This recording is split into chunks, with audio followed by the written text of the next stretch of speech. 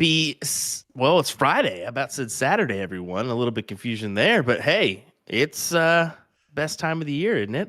We got darts for you here. We got darts in the World Championships. Unfortunately, Stowe took a little dive, but we still got four more. So how about that? But today it's the PPD Nationals. William Stewart, Nick DeShera here. How about that? Nick, how's it going, buddy? It's the start of Dartmas, and I'm excited for it. It is Darts Abound. Like you said, World Championships going on. We got the PPD singles today, and this Nationals, like every other Nationals, has record participation. Over almost 1,600 players across the whole weekend that we're going to be seeing, and there's almost $190,000 giving out in the next 3 days here. So I say that's a phenomenal start to get things underway here. Yeah, 1,568 players to be exact. So some impressive numbers there. And for our singles action, I mean, we've got some widespread numbers for divisions. We got 37 divisions here today, and we're actually going to take a quick look right off the bat at division number 5, if I'm not mistaken, in our singles action for today, as that's what we got for you. And it's Peter Ganesh versus Michael Buckley, and I believe this is a Wisconsin-Illinois battle, if I'm not mistaken, an Excel and a Schmitz amusement battle here. So excited to get this one started here, and we've got a doozy of a match for you coming up, folks, that you do not want to miss out. So share this bad boy around. Yeah, we're going to be filled with some great darting action all day long here. It should be a good couple hours as a lot of these brackets on the winners side are getting towards those king seat matchups. Of course, you still have the losers and the super losers or the last chance bracket, depending on how you want to refer to that third bracket there. 37 divisions, by the way. Well, I mean, we're starting to get to insane numbers of levels here. When the spread gets so small when you spread it out so wide like that. Dude, I'm telling you, just to think of some couple spread margins here, you've got Division 27, which is a 2.413, 2.473. How about another one? Division 23, 2.632, 2.689. I mean, just some stupid numbers when it comes to identical averages here. And how about some pretty good numbers for first place, second place, third place, and such? $450 for first place here. Yeah, not a bad little payday. I mean, and on top of that, you're starting off your weekend right because it's all about tomorrow. Tomorrow, the big money, the added money, bonus pool play. That's what people every 3 months. That's where anybody can make their big check and change. As Michael Buckley goes up 2-0 to start off this race to 4. Yeah, well, that's a good start for him. As that 2-0 margin is pretty significant especially when you steal away the throw there in that leg. So Peter's going to start us off here in leg number 3. Let's see if he can get one on the board or not. And like you mentioned, the bonus pool is where it's at. $31,000 in our bonus pool. $10,000 for our top prize that will be split between those winners in that bracket. So I mean, man, one person, we've seen it before, can get that hefty $10K thrown their way. Or it could be split between 2, 3, 4, 5. Who knows how many? It's always exciting to see that storyline unfold. I think that's the thing you and I look the most forward to when we're doing these nationals. And of course, this will be the first nationals where we stream triples as well. In the past, we had not streamed the triples. We wanted to give it a shot after trying out some all-star triples that we streamed in the past now. And that's going to be exciting to see how that develops too, and to see these players and how they do throughout all 3 days, not just the first 2. You are correct there, my man. It'll be interesting to see that. It'll also be interesting to see our viewership on that one. So don't forget about us on Sunday if you want to join in on the action here, per se, as it's gonna be good. Definitely gonna be good. Yeah, it's going to be a good one indeed here. If you guys want to follow along with the brackets, compysport.us, just go over to the tournaments section there. And then from there, you can look at PPD 2023 to 2024. You can check out every single bracket, follow your favorite players. Mike goes up on the points right now, but we'll see what Peter does. Can he snatch it with one dart? No, he's gonna have to fight for it now. Gonna have to stay there, and unfortunately outside. So here's the thing, Mike. Potential opportunity for you, bud. Yeah, big opportunity. Mike's been capitalizing on them every step of the way as he has this 2-0 lead. And look at this. He's going to take full advantage there. Great stuff. Now, this is Got the division. house. Got the house advantage. Go ahead. Division 5, right? Division 5, right? So Peter's average on the book 3.854, so a 3.8 to start things off. I mean, that's Division 5, which is insane to say. How about this? Division 1 coming at you next as Richard Sturbins awaits the winner of Ram Gravera or Leonard Gates for the king seat spot in Division 1. So interesting matchup coming there up next. So yeah, get your other device out. If you're watching the World Championships, definitely want to watch this one as well. Some interesting stuff all weekend long here. Brought to you by Partners Promoting Darts, dartstoc.com to get involved. Check out where your closest location is on the map. Man, that thing is filled up with little icons these days. I'm trying to count the states that we're involved in now. No more than 50, no less than like 20. I feel like at least that's going to be my range there. I think we're up there, man. I think we're over at least half now, if I'm counting correctly. Leonard Gates beats Ram Guevara in the tiebreaker. Ram Guevara missed the trip 15 for 3 bulls, and Leonard hits it behind. So Leonard Gates coming out on top, facing Richard Sturbins next in Division 1. That's going to be an appetizing one. Anytime you got Gator up on the stream, it gets interesting. It does get interesting, especially at our PPD streams. He likes to have a little fun with us whenever he's on the stream. So you never know when you got Leonard Gates. And correct me if I'm wrong, Richard Sturbins won our Division 2 of the CSC last, right? In double dip fashion over James Edwards.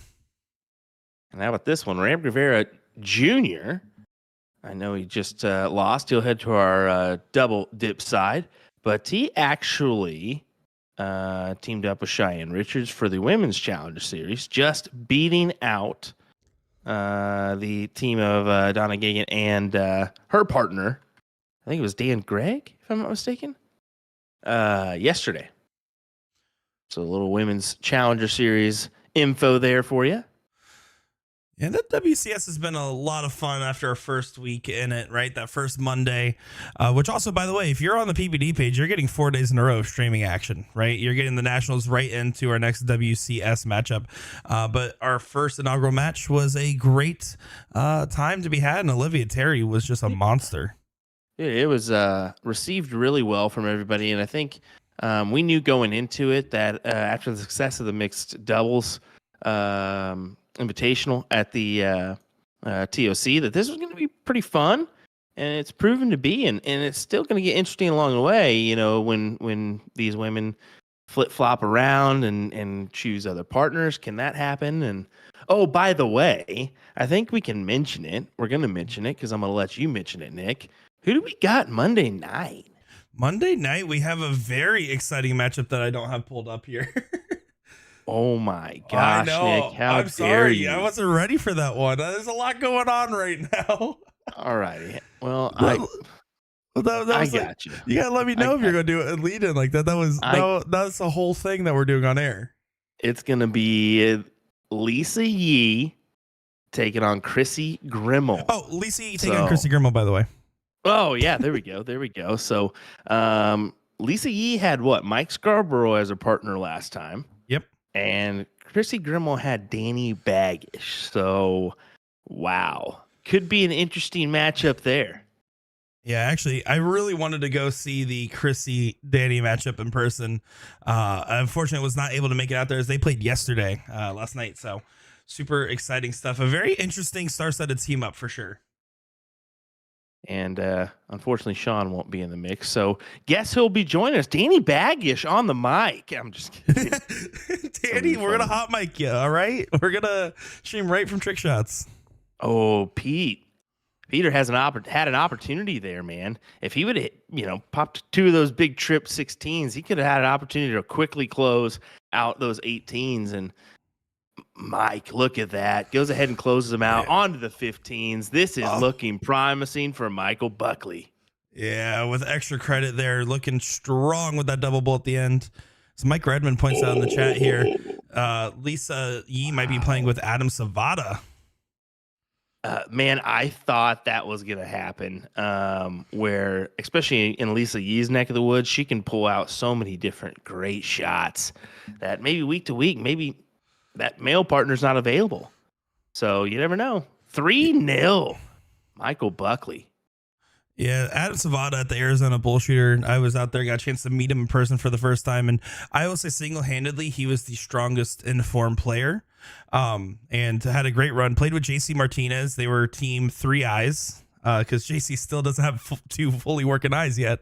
We're working on it. I saw that, man. Yeah, interesting stuff there. Anything can happen in that neck of the woods. Oh, dude, the Arizona dart scene is up there, and I would say the top 5 at the very worst, if not top 3 in U.S. states.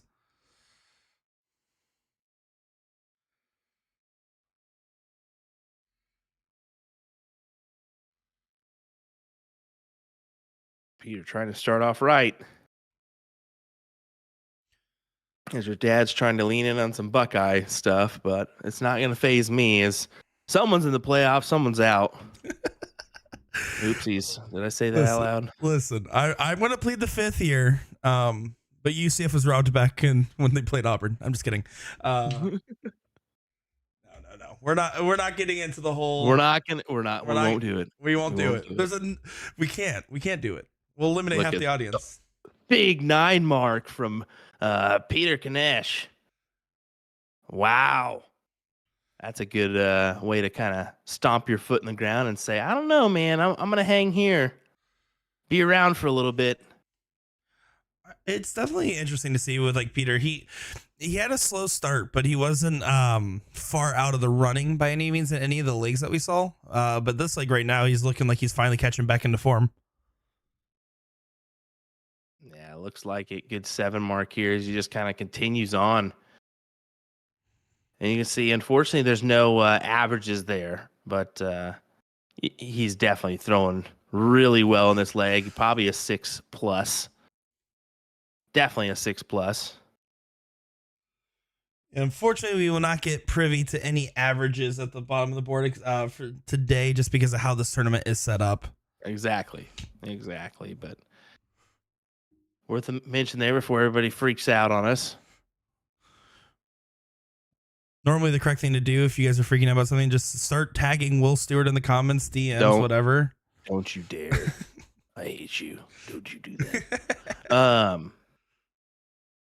Can we all together give a quick boo to Sean Green because he's at the Alley Pally right now? Yeah. The hashtag Sean Green's fired for real this time. He sucks.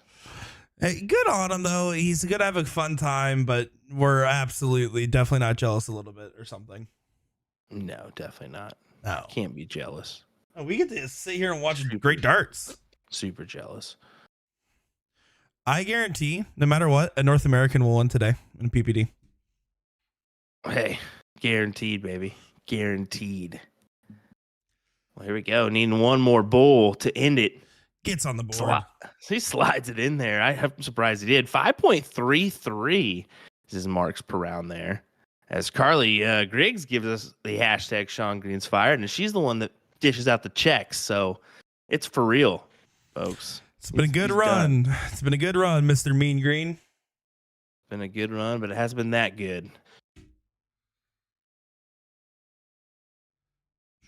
Michael will get the start, and that can be dangerous, but yes, he did take advantage. Okay, I was about to say, you got to at least get a 4 mark here.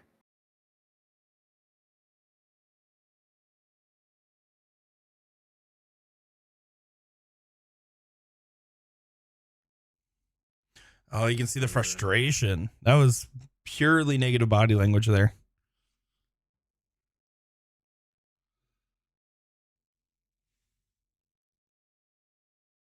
Kind of doing some checking around. Jason Hawkinson, John Pilgrim King's Heat match in Division 2.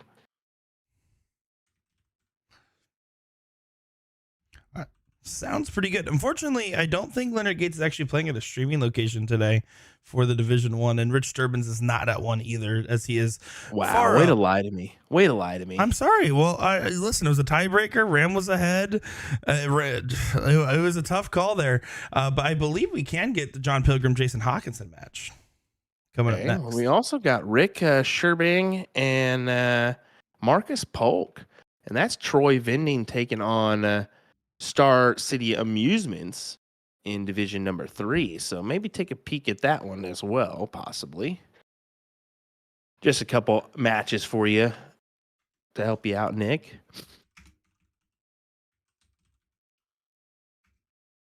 It's definitely tough. I've been in Nick's position one time, and it's a little bit difficult to kind of keep your eyes when you've got, now almost, how many streaming locations do we have? Almost probably 20 plus.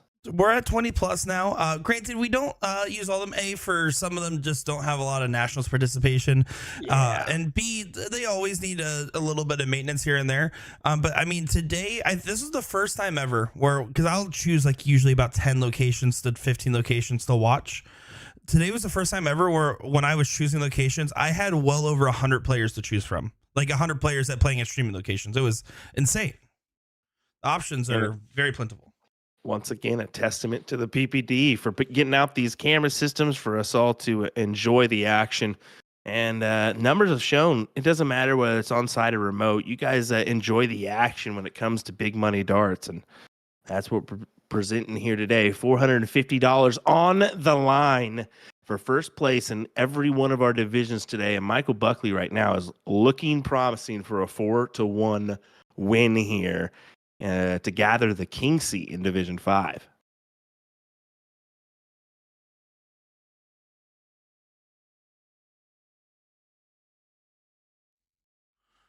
Yeah, he's looking real strong in this one. Very heavily favored. You know who's looking strong? You. Nick DeShera, everybody. I tell you what, man. Tell me what. No, I tell you what. Looking strong, traveling the country, doing your thing. But look at Michael Buckley doing his thing. Winner, winner, chicken dinner, 4.43 for him as he gathers the king seat in Division number 5. Where are we headed, Nick? We're going to be heading probably to John Pilgrim, Jason Hawkinson. Sounds good. Sweet. We're having and we'll minor technical difficulty there. You're all right. I'll kind of play it out for you. Right now, John Pilgrim starts us off hot. 9 mark for him. And what leg is, I don't know. It's game number 4 of 9. I believe it's 1-1. 1-1. Sweet. So there we go. Jason Hawkinson throwing it back at him. How about a 9 mark for him on the 19s? We got an active game here. If our cameras cooperate, we'll have a doozy for you. If not, we're just going to watch this game screen and hope and pray. No, I'm just kidding. We won't do that to you guys. Yeah, this is a brand new location, so it's going to be a little troublesome to get dialed in, it looks like. Yeah, that's the thing. With every new location, you're going to have to kind of work things out, per se. But hey, why don't you do this? Why don't you just flip it on over? Let them watch at least what we got while you're flipping and getting everything situated, if possible. Sorry to ruin your style there, brother. I was like, hey, this is better than nothing, you know? They can see John. They can see Jason. Although both are ugly mugs. Let me tell you what, guys. They're going to break the camera. I can guarantee you that. That's probably what's the glitch is, my man. You might be right. They're just so ugly. No, I'm just kidding, guys. Don't say that. Don't tell them that. Don't tell them I said that. You can tell just a little bit out of sync, but that's all right. I mean, we got the game screen for you guys to enjoy right now. This is Division number 2, everybody, right? I believe Division so. Number 2. Let me pull that up. Yep, Division number 2. Jason Hawkinson is out of River City Amusements in Sioux City, Iowa. Now, granted, he might not be in Sioux City, but that's where the vendor's located at. And then Schmitz Appleton for John Pilgrim, and that's out of Wisconsin. I don't know if is it Baraboo? No, I think that's let me look that up. I think Baraboo is Sean Cafflish. Unfortunately, it looks like we're not going to get those cameras up and going there. So I actually do have a different match for us to watch in the meantime while we get this set up. That's fine, So buddy. let's Hey, just go if ahead and put it some over here real quick. sometimes it doesn't work, but hey, the game screen was good. We were at least able to see something for us, folks.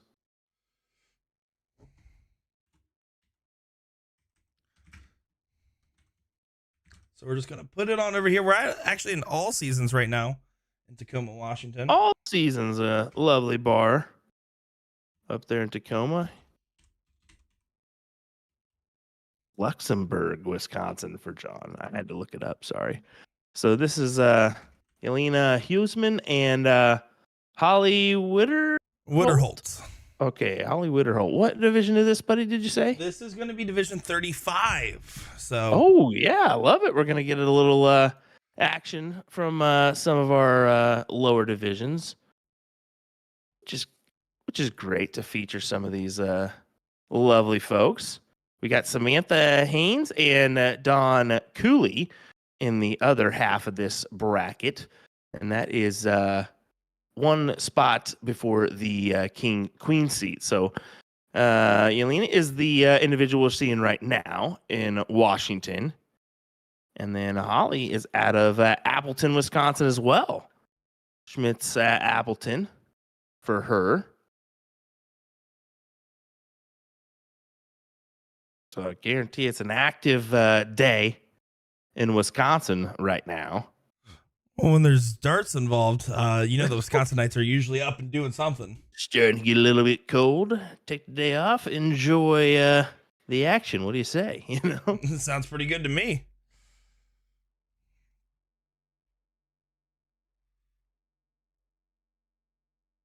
Got Jacob Armstrong in the chat. Robbie Whiz Kid in the chat as well. Oh, and Steve Diker saying, "Hey guys, what's up, Scuba Steve?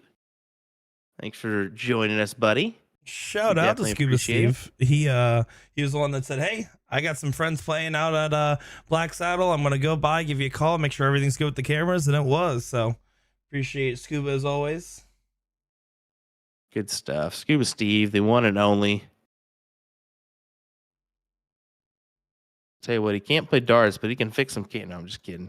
Just kidding, Scuba. Way better than Matt Graff ever fixed those cameras. Tell you what. Oh man, folks, we want to thank you for joining us today. Definitely a good day of action here. We know the World Championships are on, as well as numerous other things and college football and whatnot coming up on these big bowl games. So family events coming up to that time of year, but we definitely appreciate you hanging in there. If you're spending time at work, what do you got better to do, baby?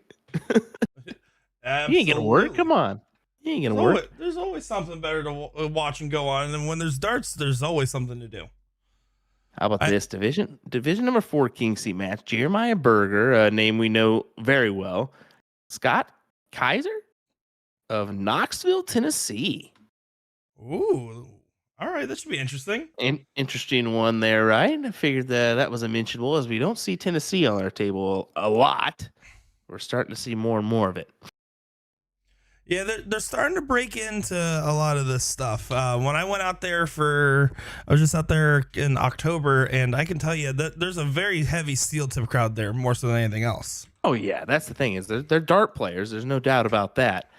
It's just kind of getting them into that soft tip side of things. I know Donnie Lassie's doing some stuff in Alabama. That's up north, so definitely a Tennessee area for him.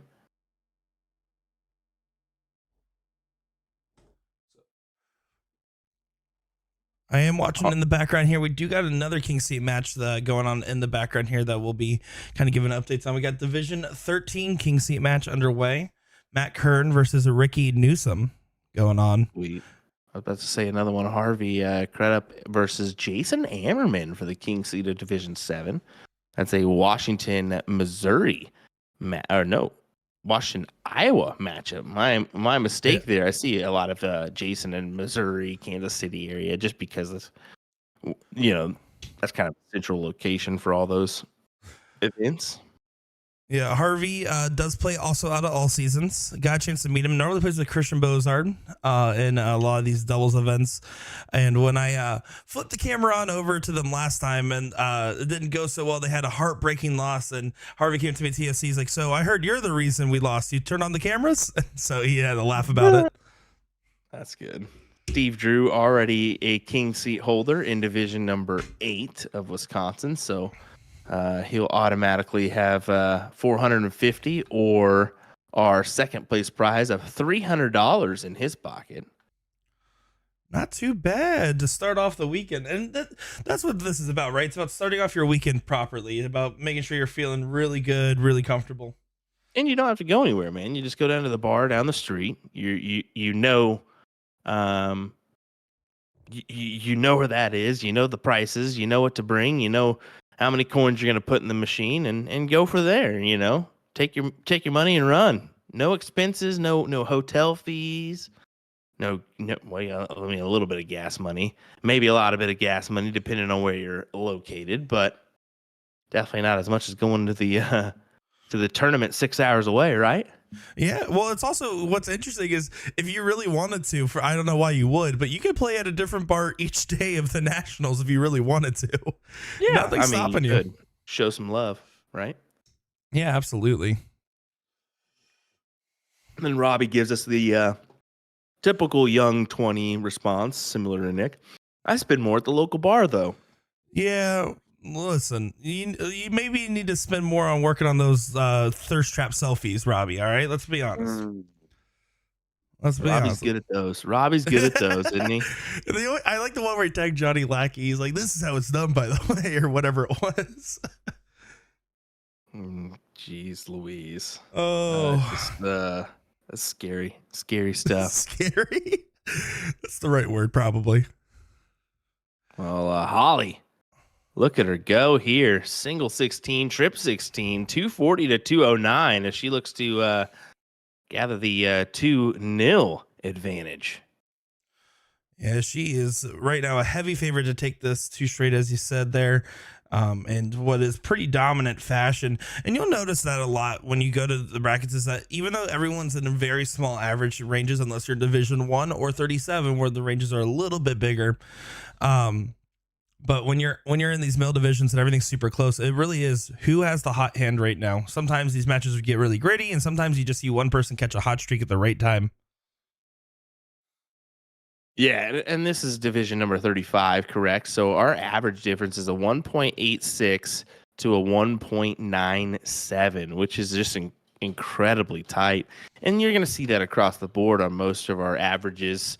And I'll just say it. Mike Maloney was one that posted earlier that he'd like maybe a little bit larger spread and some better numbers and larger groups. I mean, you could say that. But at the same time, PPD's been doing it this way for a while now, and it's worked out. So you never know what could happen in the near future. I mean, we always said the CSC is good enough. The CSC is good enough, and now look at where we're at. We're seeing the Women's Challenger Series, and who knows what could happen after that, folks. I'm telling you that right now. Who knows what happens with TOC? Big things could happen there too. Yeah, changes are always in the woodworks. And there's one thing that you guys should all know that are watching along is we do read just about every comment. Like we read everything, every suggestion, good, bad, negative, positive, whatever it may be, because it's important for us to know that. So whenever you guys are commenting about changes you want made, things that you think that should be done differently, it does not fall on deaf ears. At the very least, Will and I will go on a live stream and start complaining about changes that should be done. So there's always stuff happening, and it's really good to see, especially something like PPD where they're like, oh, you guys want to have more representation for women's? Let's start a WCS. Let's go ahead and just get that going. Oh, you guys want more coverage of some of the different levels and stuff? Well, let's start streaming every triples and nationals. So changes are always happening, folks. Like you said, Will, I just repeated you word for word there. That was crazy. Hey, things happen, brother. Look at Holly go, man. She's playing like a rock star in this leg. You can't even believe it, to be honest, is what I'm reading from her.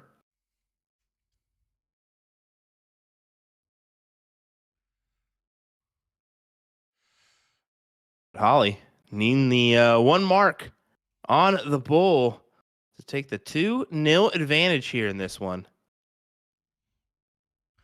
Gets it. Yes, she will. And that is the match, if I'm not mistaken, correct? That is correct. So Holly will move on here. Now, here we go. Ricky Newsom taking on Matt Kern in division number 9. I believe so. I've got it. Or did you say 13? I believe Let me 13. check that one more Yes, time. Division 13. Division 13. All right. Sorry for that one. I'm looking at so many dang divisions this time. Yeah, so good stuff. Matt Kern of Troy Vending. And you can see it there. That's our bull shooter's view. Back there somewhere is Lisa Yee pestering and telling him, get over to the stream. Get over to the stream. I guarantee you. I love Lisa. Can I just say that? I'm just gonna.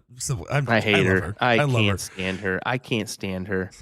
No, I'm just kidding. No, I love her. She intimidates my dad, and that's so funny to me. Ricky Newsom of Missouri and Newman Amusement and Popular Bluff. So there we go. Good to see. Well, tail of the tape right now of what you guys missed. Matt Kern up 3-0. By the way, this league is not representative of how this match has been going.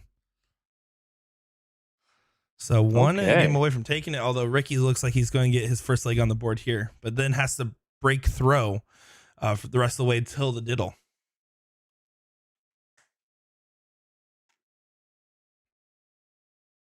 Matt knows he's against the wall on this leg, but he knows he's coming back. So no harm, no foul, even if you don't get this one on the board. That is a good score or a handy round. You're going to feel good about that one. Ricky's he should clean this up. Yep, there he goes. 3-1 here.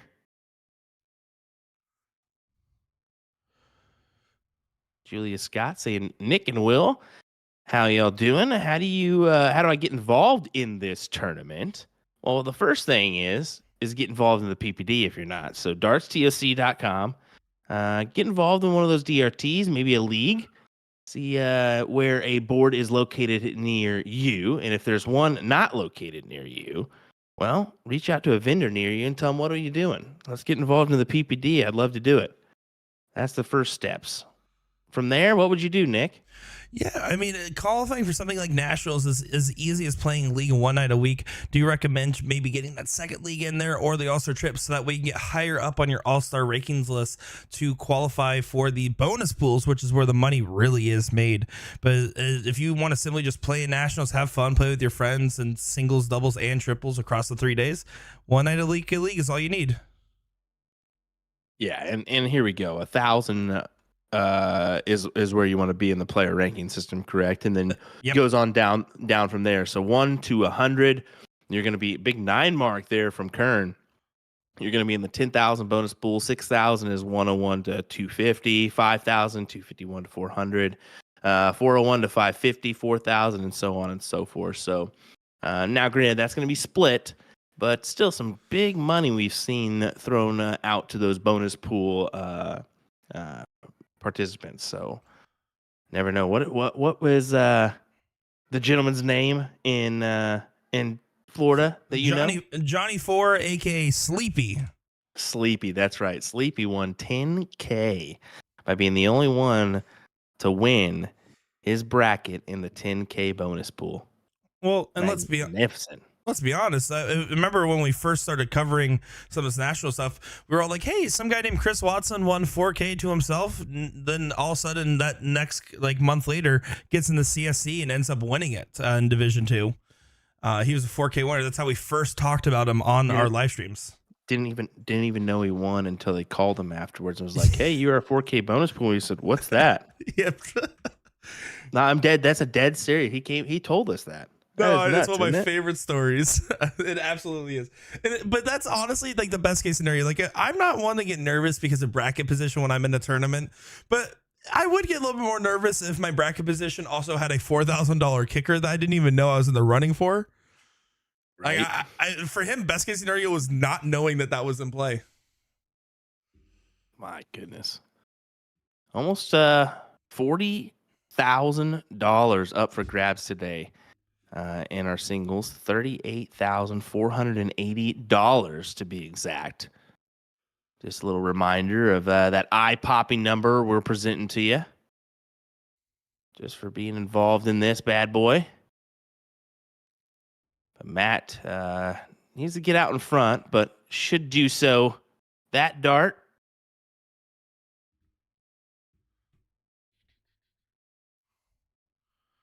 He's looking well ahead.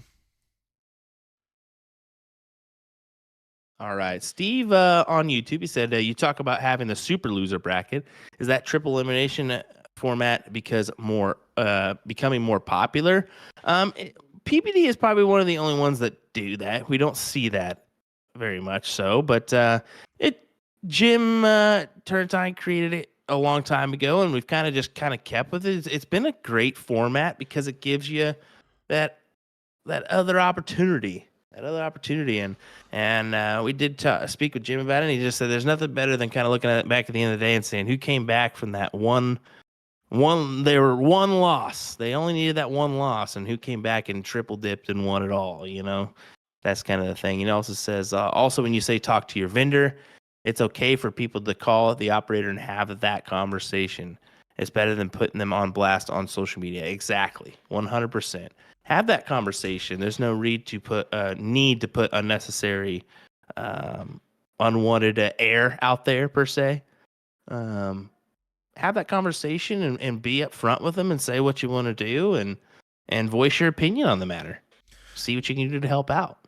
Yeah, absolutely. A little bit of transparency and honesty goes a long way when talking with your vendors and operators and just saying, hey, this is what I want. This is what I want to do. Because I know for a fact it is a lot of fun. This is probably one of the more preferred tournaments for the players. Looks like that one does end our match that we were just watching on the stream. Matt Kern taking it. Yeah, he did take it, and that's going to be king seat for him in division number 13. Good stuff. As Matt Kern of Arizona will lock in a guaranteed $300 at least. And we're now getting another king seat match, if I'm not mistaken here. Oh, let me guess. Jeremiah Burger Scott. How'd you know? Man, it's like I read minds. What a great match we're getting our way. And I think we're getting another match shuffled on over to the streaming board as well as Lisa Yee works her magic. God, I love Lisa Yee. What an awfully dark place that Scott's playing in. The dungeon is what it seems like, but that's okay.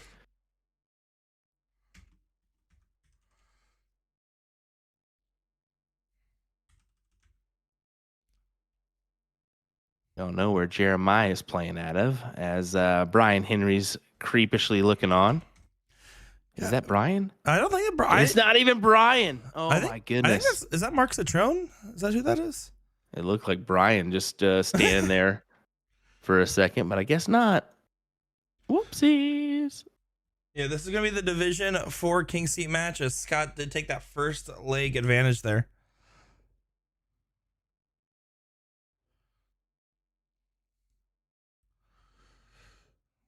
Kev, I don't know the answer to that one. I would say probably not, but doesn't hurt to ask your vendor.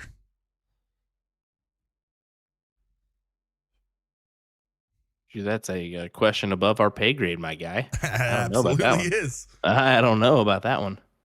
100%.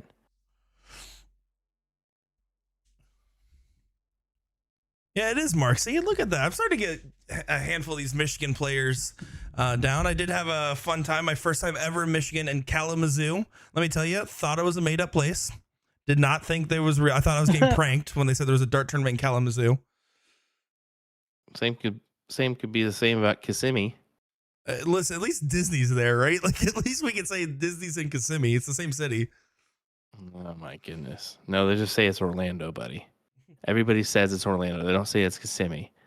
Yeah, in the chat. Fair. In the chat, when people say, I'm going to Disney, was it Disneyland or Disney World? Disney World.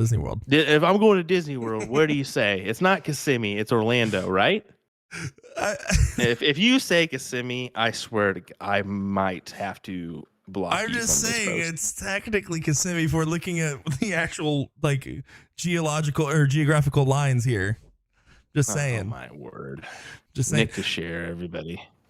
Hey, listen, next time you come to Florida, we're going to Disney and we're going to have a great time. And I'm going to make you pull up your map and I'm going to have you look up what city we're in when we're going on Thunder Mountain together.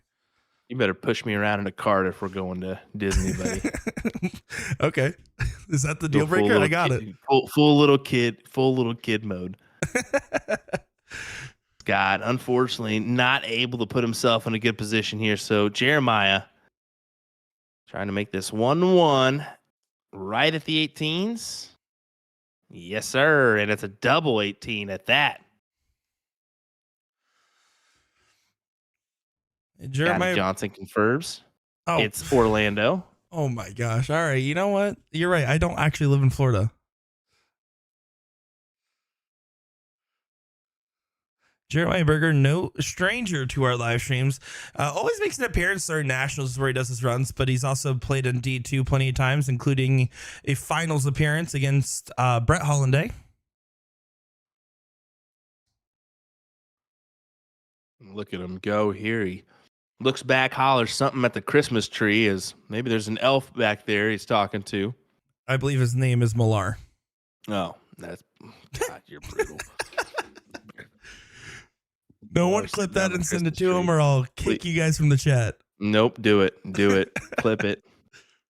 Clip it real good. And outside with that first start. Possibility to end it still, though. Nope, single. So we'll come back to the board.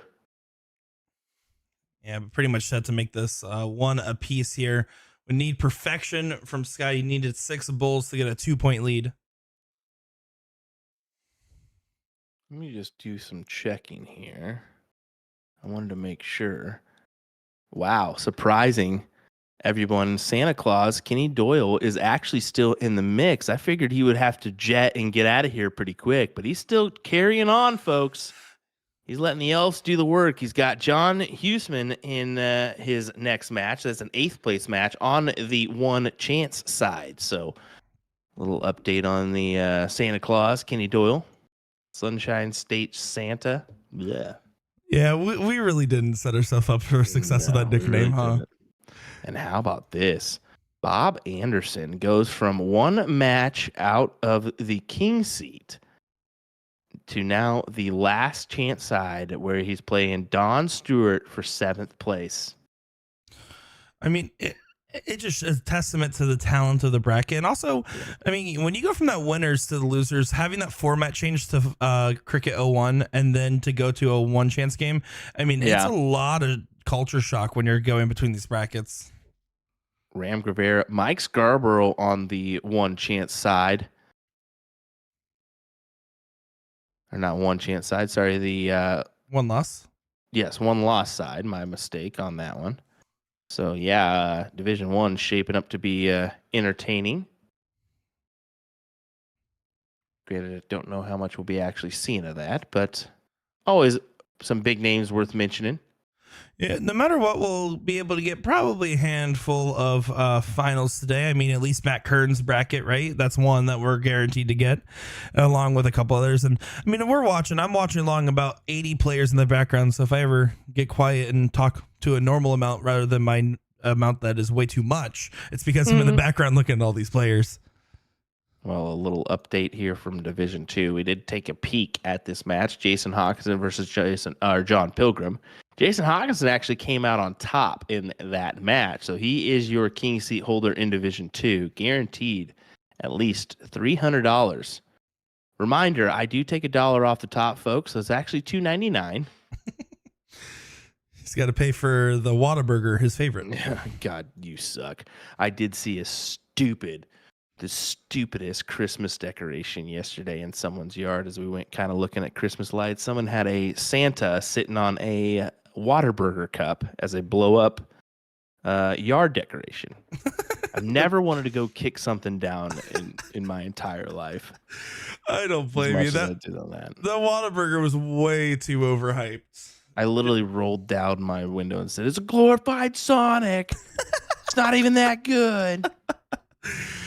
No, it's no In and Out. I've had In and Out 3 times this year, which I feel fortunate in 3 different states, mind you. Never once in the same state, and that's way better. What's out the water? Kev's coming in here. Whataburger's amazing as he thinks Kraft mac and cheese is the best thing or the best mac and cheese ever. Get out of here, Kev. It joke's on you. It's great value. Mac and cheese is the best. Oh my! As this is a pretty neck and neck game. I mean, Burger's falling a little bit behind now, but is within a 9 mark to catch back up.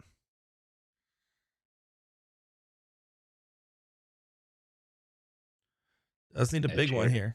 Yeah, Jeremiah needs to collect. Needs to find a number. And it's those 18s that he loves so much. Big 7 mark for him. As Kev says, In and Out is garbage compared to Whataburger. Brother, get your mouth around some Freddy's. Some Freddy's. Freddy's pretty good. It's very neutral for me. It's all right. Freddy's is solid. It's better than Whataburger, that's for sure. 100%. 100%. Jeremiah. All right, let's see if he can take advantage here. 18s is his go-to, so oh my goodness. Look at that. Single 4 registered for him. You just never know when that kind of kicks off the wire, what it's going to register for you. Yeah, I needed to get the trip so he can take a shot at those 19s. Instead, Scott's going to be able to get rid of them. Does still kind of leave some opportunities here, but you're going to need at least a 7 on the 16s to get that score lead back.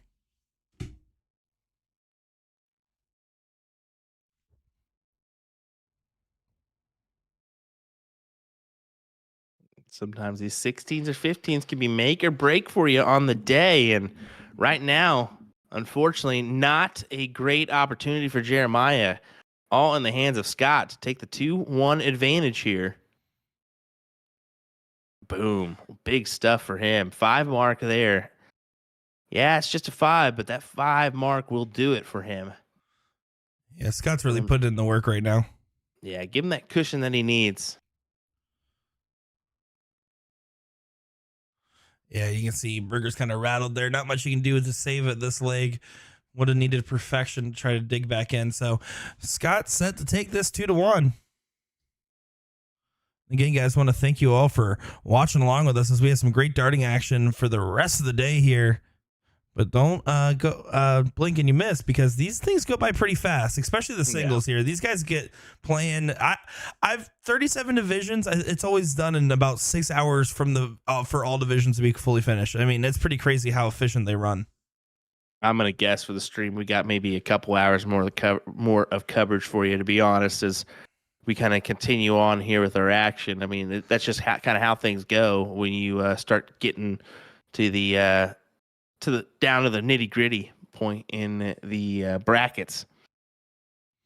Yeah, certainly. I mean, I would say it's about our stream's going to be about 3 to 4 hours today, give or take. We're already about 50 minutes in. Some big names actually in this bracket have already fallen out. Darian Ackaby is out of this one. He beat Bobby Dees Jr. of Missouri. Cody Drager's fighting it out with Andrew Gallivan right now in the 8th place on the losers or last chance side. So big names there. Jeremy Jones taking on Chris Celius. Nebraska. Yeah. Oh no. John Ferris and Andrew Honeycutt in that bracket as well. So some good names in Division 4.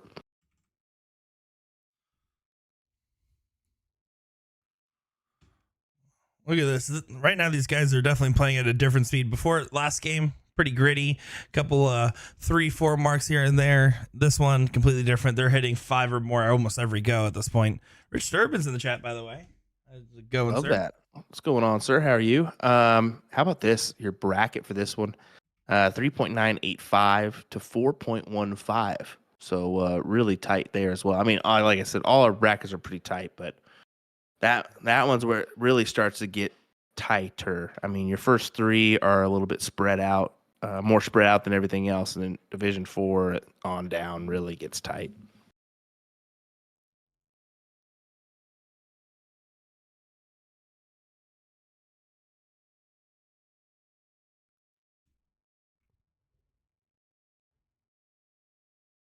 Big 6 there.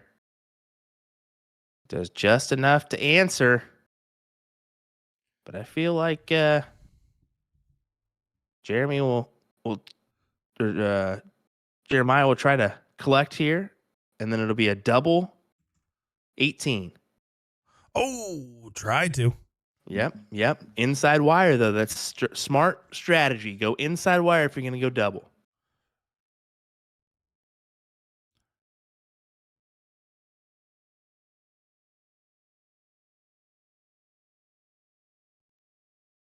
Before we get too far along, a reminder, we also have our stream tomorrow and the World Championships, of course, tomorrow. But I did want to give a shout out to Eagle Eye Sports, which will be live for the DPNY grand finale tomorrow, which is some steel tip action. So, like I said, it's a good time to have extra devices so you can kind of pop in and tune in for everything when you can. So that'll be live tomorrow, I believe, starting at 1 Central, if I'm not mistaken, maybe 1:30.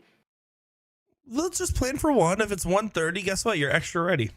Yeah, exactly. But lots of action to watch. There's no denying that one. Well, lots of action we've covered this year. I mean, after Monday's WCS, I believe that's you and I done for the year on live stream, since we're not streaming Christmas Day. So there's no stream for that Monday. So there's just... Well, tell me the right things. Tell me the right things, brother. Well, I mean, let me ask you this. Well, I mean, do you have some favorite moments throughout this year? I mean, this year has been busier than ever for both of us. Well, look at this big 9 mark. That may be a favorite moment. No, I'm just kidding. It can't be. Right there. That was it. Big 9 mark there for Scott. He almost took away the advantage here. This could be. You know what? I'm gonna wait to answer your question until after this. So remind me. But this is gonna be a big moment. Oh my God. Oh, just barely. That was a massive moment in this match. Let's see how Scott reacts. He closes the door right immediately. Oh, wow. What a shot there. This is what a just magnificent last 3 rounds this has been. And it's still getting interesting, folks, here is Jeremiah trying his hand. Will he close? No, he stays with the Bulls. I do like that shot just because it does require a 2 mark to get up, not just a 1 mark. Yep. Of course, doesn't matter if you go right the trip. And he's staying there for all 3. Back to the 16s. Yep, for sure. I was about to say, if he moved off, there was a chance that he moved off there, but I would say it's slim. And no outshot now, needed double. So gonna have to stay there and get that point lead back. Oh, doesn't connect. Some massive rounds from Scott to take the advantage here, and he knows he just needs 3 bowls to take the 3-1 lead and a steal of a 3-1 lead. Let's be honest. Wow. Yeah, wow, dude. That's impressive perseverance there. Definitely so. Big stuff. All right, back to your question. As you mentioned, is we got a 3-1 lead. For me, I've got some big moments this year for sure. For me, with and without the TOCs or without PPD. So want to mention that. Working with you guys and Danny Baggish in the mix was pretty fun at TOC. I must say that. But of course, I got to mention the media experiences I had with the U.S. Masters as well as the match play this year. Going to England was the UK was really a lifetime experience. So that's got to be up there at the top of the list. But also, I think we hit 15 streamed events this year. Which so is when insane. you think about that, just putting out some impressive numbers and darts for people to watch, that's got to be up there as well. So those are like a year highlight, but that's got to be up there. Just going to 15 events in general is pretty impressive. No, it's certainly impressive. I mean, what about you? I mean, David already took mine in the chat. I would say the Rick Hensey, Tyler Hensey win at TOC was just so phenomenal to watch in person. The father-son duo, and I damn near cried in that interview. the whole room was going crazy when that was going on. I mean, it was if you were in that room, and even if you're watching the live stream, I mean, it felt like you were watching something special. And so that one, and then in general outside the PPD, I think nothing more than when you and I were calling Stowe Bunce's near perfect cricket game. It was just such a cool moment as a commentator. That was pretty cool too. Yep, I forgot. I forgot about that. That was Or impressive. my edit on travel baggage, the first one that we did, that went out for LVO. That was a fun one too. Watching that get shared around, even making waves where Dan Dawson shared on Twitter. That was pretty crazy when it was still called Twitter. Hey, yeah, get away from that. It's X now. Sorry, my bad. My bad. Autumn says, I think we all cried watching that match in regards to Rick and Tyler. Also in that match, I definitely by accident dropped the old single-handedly in regards to Tyler. So I got to mention that one because big 9 mark from Scott. I had to break it up for that. I like went up embarrassedly to Tyler immediately after. He's like, no, that's some funny stuff, man. I was like, not to me. Or it's like when I challenged him to play like a best of 3 in between events, and I said, "Come on, you don't want these hands." He's like, "Actually, I do," and I was like, "No, that's not what I meant."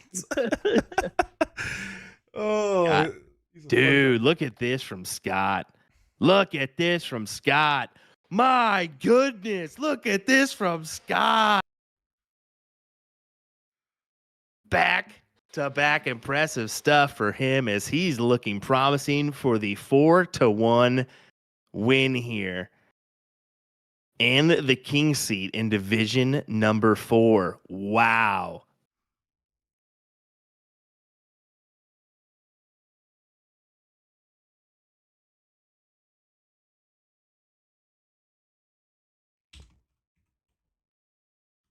Appetizing stuff if you're Scott, needing the Bulls now. Gets a double with the last as Nick goes into full production mode in the background. Well, knowing that this one is in shape to go on to the next, we're making sure to stay on top so we don't miss any action for you guys. It wasn't shape. It was stolen from Scott is what it was. I mean, it's just pit pocket job from him. Yeah. And he goes ahead and puts it away. Jeremiah can't do nothing but 2 thumbs up. Give him the round of applause. 4-1 win for Scott. As man, Scott Kaiser looking promising here, and he will be guaranteed at least 300, or as I say, 299. Give me that dollar from Tennessee, folks, Knoxville, Tennessee. Scott is guaranteed the big money. Absolutely. Well, we've been going live for about an hour here, so we're going to take a moment to watch some ads here and see what's going on the other side of our brackets here. Nick DeShera and, of course, Will the Legend Stewart on the mic here. We'll be back in the action in just a moment here.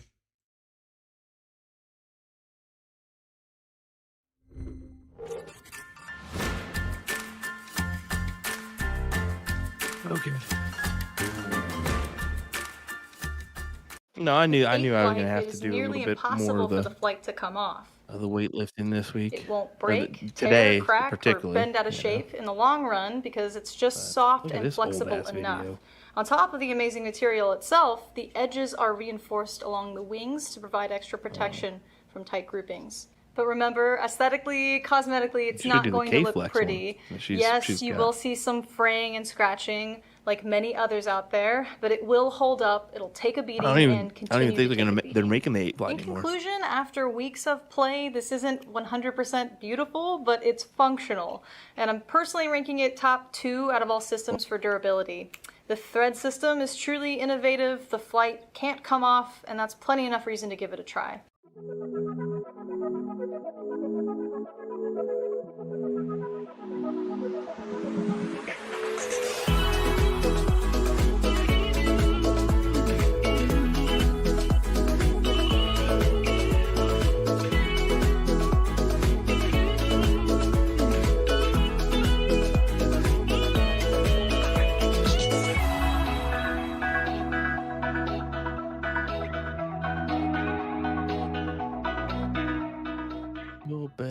Jingle bells, jingle all the way. Oh, what fun it is. Is my mic still on? Is it still on? Is it? Oh, okay. Oh, my bad. My bad.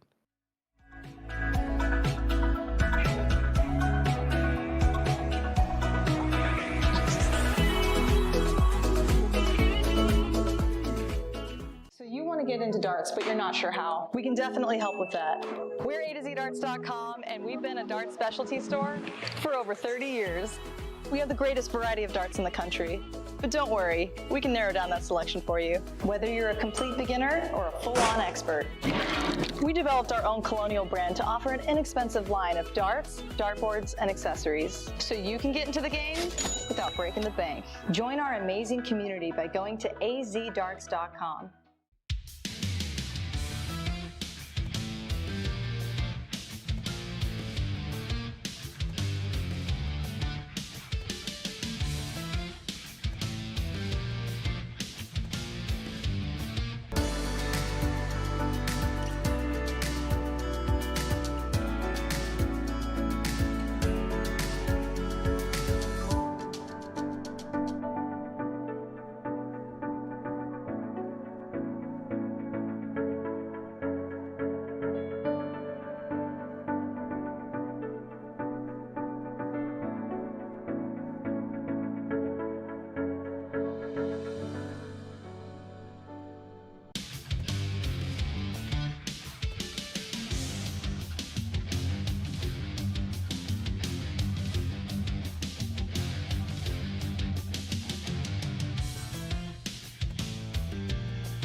Introducing the classic standard Blade 6, the dual core version, same as the lineup from the Blade 5. However, Winmore's come out with an entirely new model called the triple core. So the triple core is essentially the dual core dartboard with an added third layer of carbon fiber sisal in the back, creating literally the ultimate setup for durability. So not only are you paying for an even better longevity of the dartboard, but also enhanced graphics and functionality. All three dartboards have a hardened double bullseye and 25 segment to help with durability. So listen up, Americans, we need this because of our obsession with cricket. The most common problems we have with sisal dartboards is the bullseye segment wearing out or some issue with a wire. So let's just say we're not known for wearing out our doubles. All three.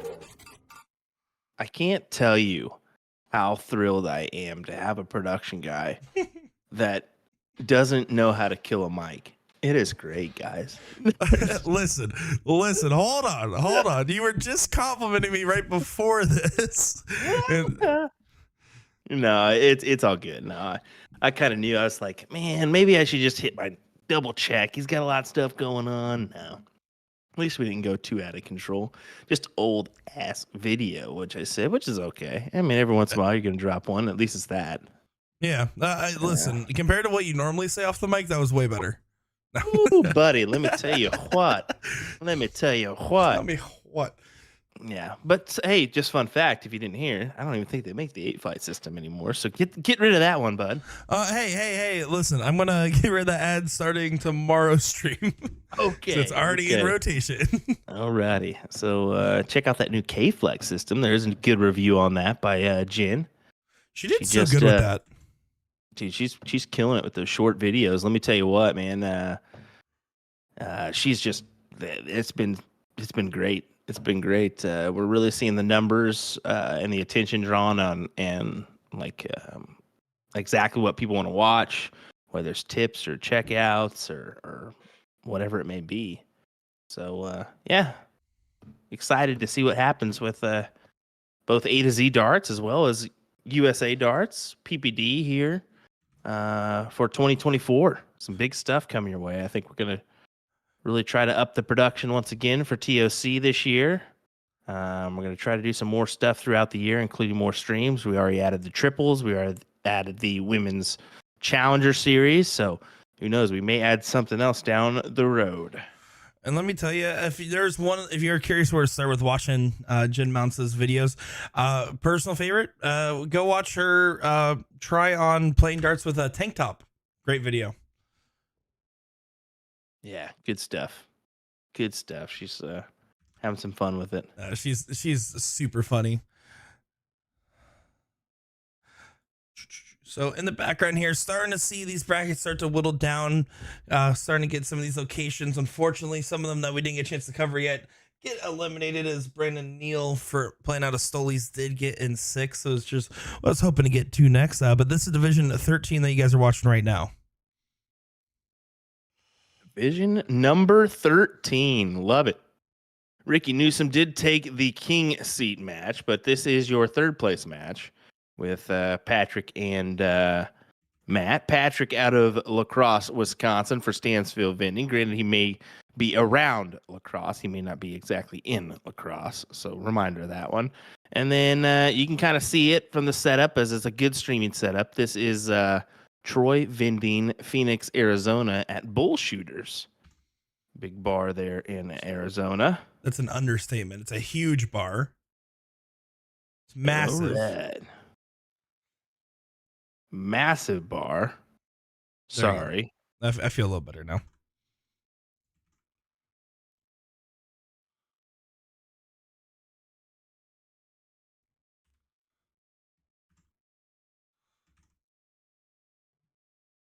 Things get interesting in the World Championship. Simon Whitlock possibly looking for an exit in the first round as Nabrita, I think is how you say it. 2-2 on sets. 1-0 to Nabrita right now. That's really interesting stuff. Yeah, 1-0 to Nabrita.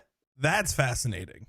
And I think for you guys that are wondering that maybe play steel tip, soft tip, both. I think Simon's going to be at the Las Vegas Open once again. So we're going to wish him well, and hopefully he can kind of surpass this one. But it'd be good to see him again at the Las Vegas Open.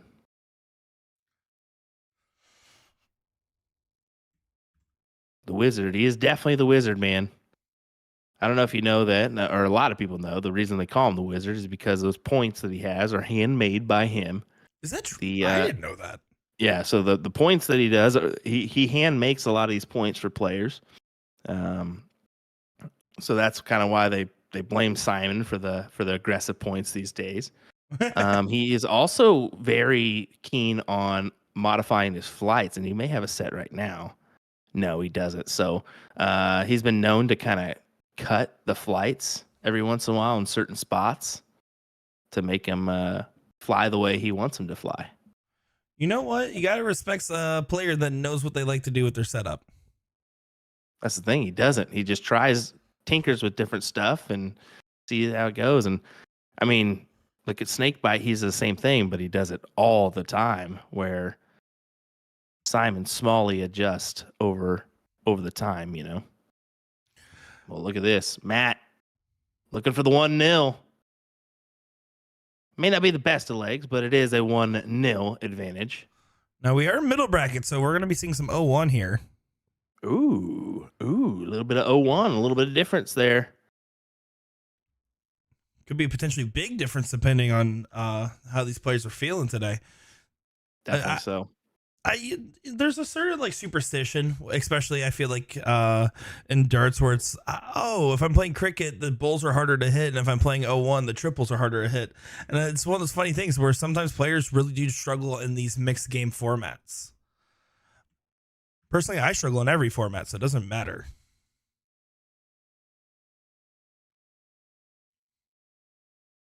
Yeah, and the 5-1 can be a little bit difficult because it's kind of a little bit pressure if you're 0-1 down, because you know you got the start, but you want to make use of it. So you want to start off with that big 150, especially with it being open in, open out. That bull, you mean start off with that big 150. For the opposite player, there can be a little bit of adjustment, because if that other person doesn't hit a 150 and you do you take a chance at going at some different stuff? Do you just hang and bang, go 150, leave yourself the 201? The options are endless. I personally think if you're going second, you get a shot to shoot the 9. You gotta take the swing, unless the opponent going first really messed up for some reason. I like that. So I would go 150, and then I'd go 19s with my next look. And if I can go triple, golden. If I can go, if I hit the single 19, I go right back to the 50s.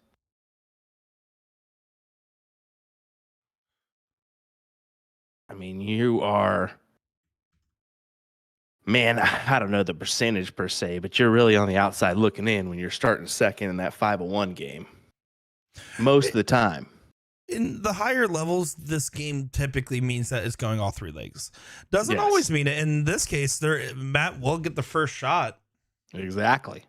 And that's what I say. I don't know the percentage, but I would say it's probably 65%. Oh, we're on. Maybe 70. Oh, we're yes, on. Baby. Double he 11. Gets it.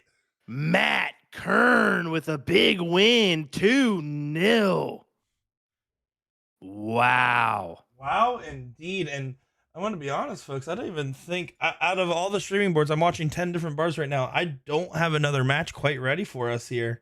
That is so crazy. He just, man, great stuff for Matt Kern. And really, I don't know a lot about Matt, but maybe a player to watch out for us. He kind of, he's playing well, man. Here, this is getting interesting. So, folks, it's the Partners Promoting Darts PPD Nationals here. Interesting stuff, folks. Don't go anywhere. We'll be right back with some more action here in just a second. What do you say, Nick? I'm going to mute the mics real good this time, sir. Don't you dare. I swear to gosh. I'm going to go ahead and mute my mic just to make sure. Double check, triple check. Folks, we'll be right back with some more action. Don't go anywhere. Nick Teixeira, William Stewart, PPD Nationals. We'll be right back.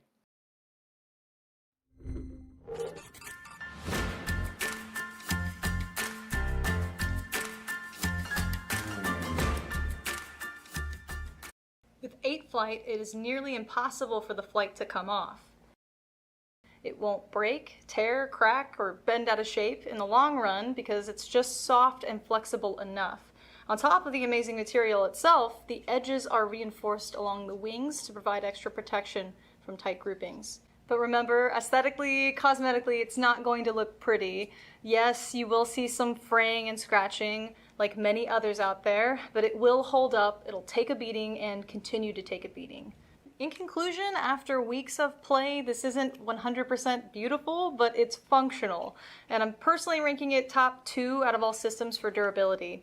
The thread system is truly innovative, the flight can't come off, and that's plenty enough reason to give it a try.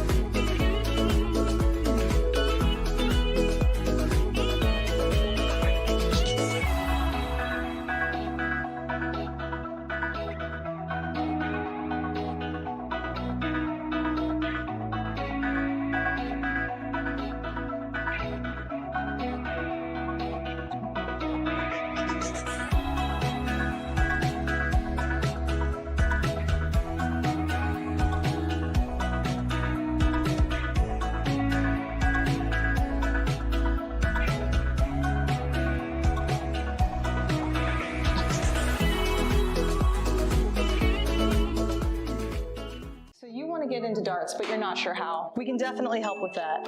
We're AtoZDarts.com, and we've been a darts specialty store for over 30 years. We have the greatest variety of darts in the country. But don't worry, we can narrow down that selection for you, whether you're a complete beginner or a full-on expert. We developed our own Colonial brand to offer an inexpensive line of darts, dartboards, and accessories, so you can get into the game without breaking the bank. Join our amazing community by going to AZDarts.com.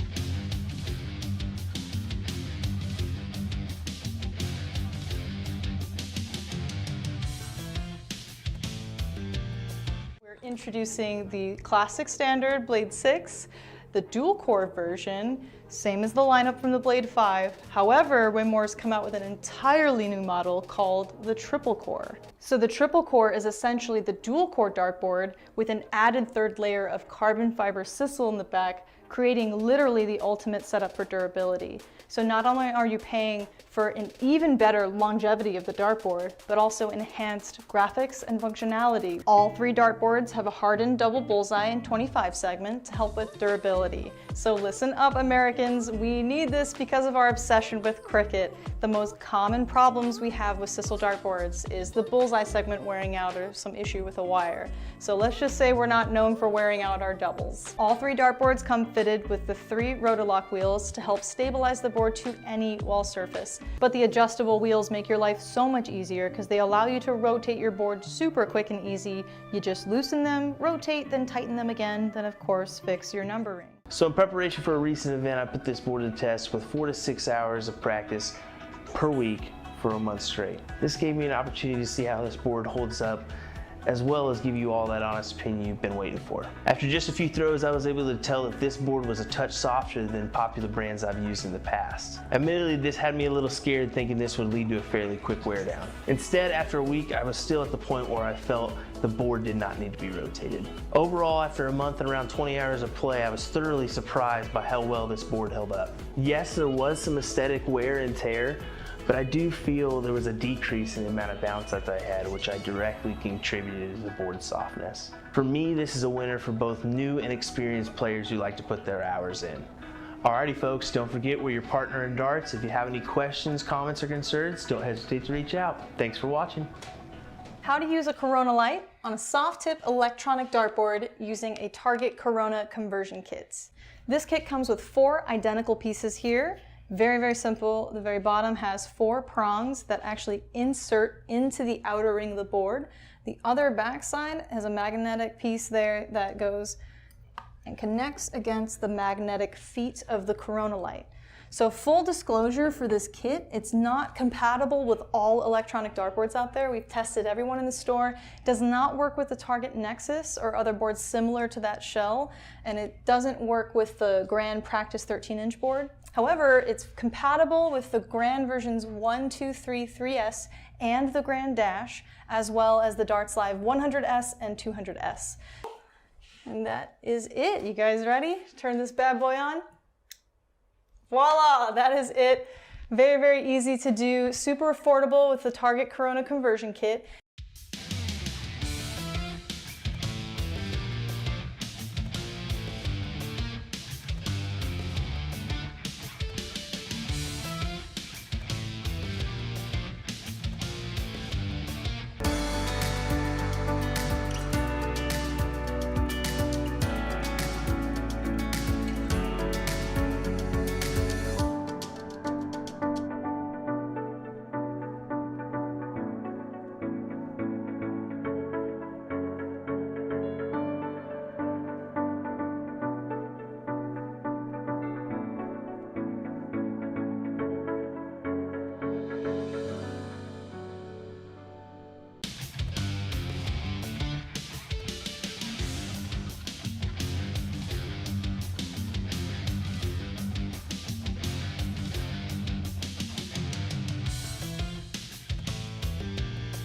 Target Cult Darts range from the 2022 launches here. This is their high-end 90% tungsten range, and the theme is a stunning green and gold. So really what differentiates these is mostly the barrel shape. You have a torpedo option, a front-loaded almost bomber shape, and then a straight barrel. I would start there for your personal preference because your grip reference points are going to be really close throughout the entire range.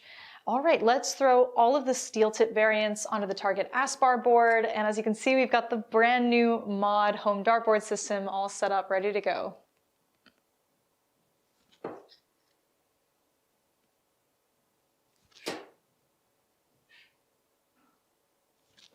Oh, I'm liking it.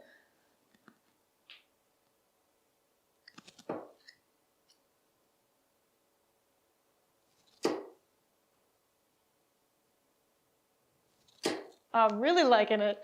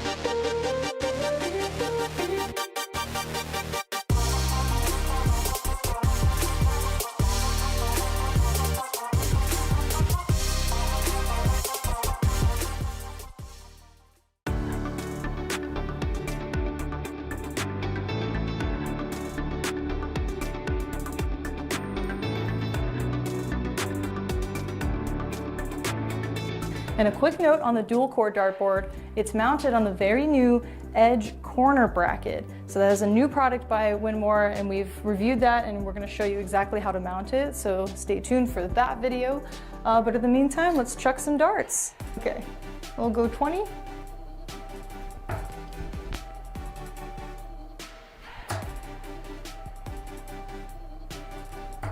Oh.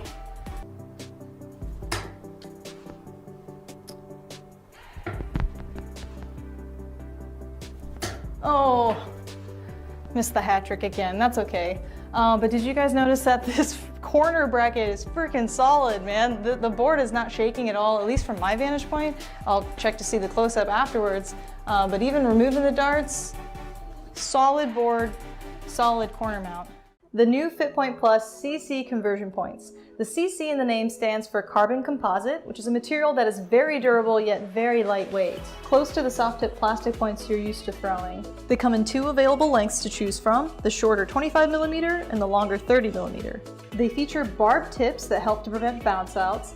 Something to be said about these is they're very aggressive at first, versus being made smooth and wearing out to virtually nothing. So you can speed up the smoothing process by taking sandpaper to the barbed section. Here's a quick comparison of a brand new set versus a set used in a few games. When these were brand new, we noticed they pulled up fibers from the dartboard, so we recommend throwing at unpopular numbers. The left side of the board, definitely not the bullseye, treble, or doubles. They include a FitPoint Plus tool to loosen and tighten them. Couple that with a set of O-rings and you're darn near guaranteed a secure fit. That concludes our review. This product is available on our website, atozdarts.com. Remember, we're your partner in darts, and thanks for watching.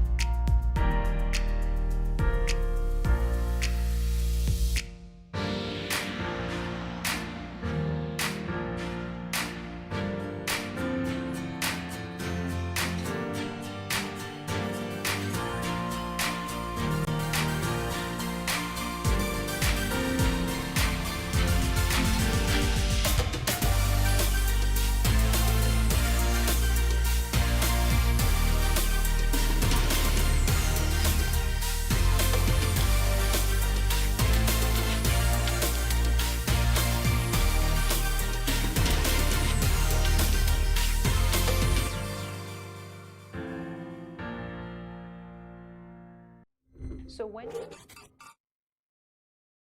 Welcome back, everyone. We are here once again, And it's Peter Kanash versus, of course, Meredith McGee. Why wouldn't we check out Meredith McGee, Nick? Yeah, one of our favorite ladies. Someone that's no stranger to any of our live streams. If you see the CSI live streams or some of our other stuff that she has going on, saw her at DPFL this year on some USA Darts stuff as well. Always a pleasure. The prom queen of darts is what she goes by. The funny thing is it's Nick's best friend, so that's why I always give him stuff. Listen, I went with the highest position, highest stakes match. This is a third place match. It was the highest stakes. And also, I love Murph. Murph, I love you. No, I'm just kidding. Speaking of Murph, Meredith McGee will play Cheyenne Richards next on the Women's Challenger Series, so potential good match there. And how about the rest of the lineup? Abby Spot taking on Heidi Nelson. Olivia Terry will take on Trisha Romero. Lisa Yee taking on Chrissy Grimmel. That's our streamed match. On the loser side, Danny Gass taking on Jamie Nowak. And Hunter Smith taking on Alyssa Evans.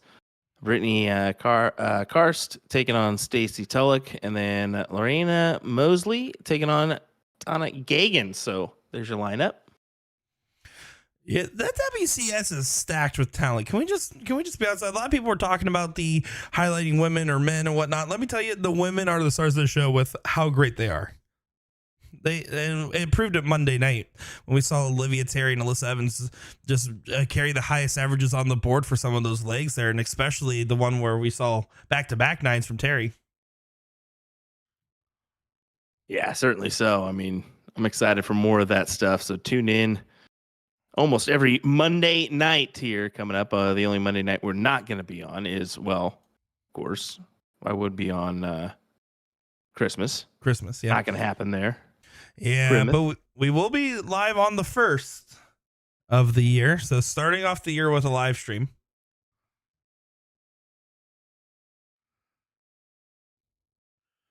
Which is lucky because I thought we weren't streaming and I was about to get in those added money first of the year DRTs. Yeah, why wouldn't you? Well, I love playing in them. I think they're so much fun.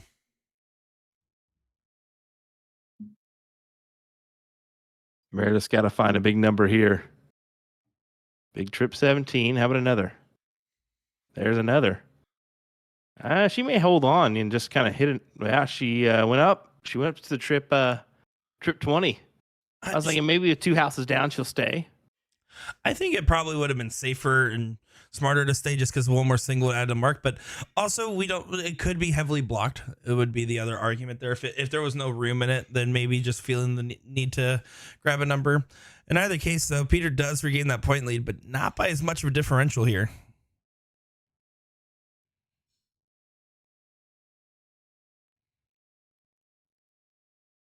Murph is fine in those 17s with these right now. It really is. Look at her go, man. Every once in a while, you just find your groove on that number, and you continue to go, and man, you just hold on to it. Yeah, 4 for 4 in the last 6 darts there. Everyone in chat, tuning along. Thanks for tuning in. Make sure to let us know where you're watching from, who you're cheering for, and who you've been following along with. As most of these brackets are starting to hit that top 6 territory here, so we're going to be following and cruising along here. If Peter does make it to the final, we'll be staying along to watch the finals of Division 5 here. If not, then we will have other matches to jump over to as well. He's going to try to. We should. If we have some available. That's the questionable thing, unfortunately, but it's the facts. We'll find out either way, but see what Peter can do in our first game of action here. 456. Feels like he left something open.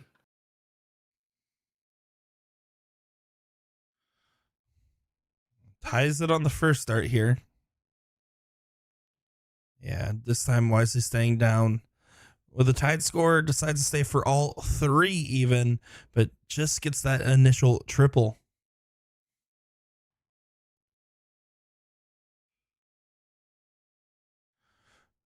I do want to give a shout out to Rich Durbins that came in here just to comment "Let's go Murph" as he's in the middle of a match against Raymond Guevara. By the way, do want to respect that as that just started in the background. That's pretty cool. I love that. Yeah, we went from no matches to right now I have 5 matches playing in the background now. So watching James Edwards and Jordan Meyer taking on Patrick Ruffling, Matt Kern. Of course, we got this one, and then Rem Kaveri, Rich Durbins all going, and Jeremiah Berger's match going as well. So they all like to go in waves. But this is for a final spot.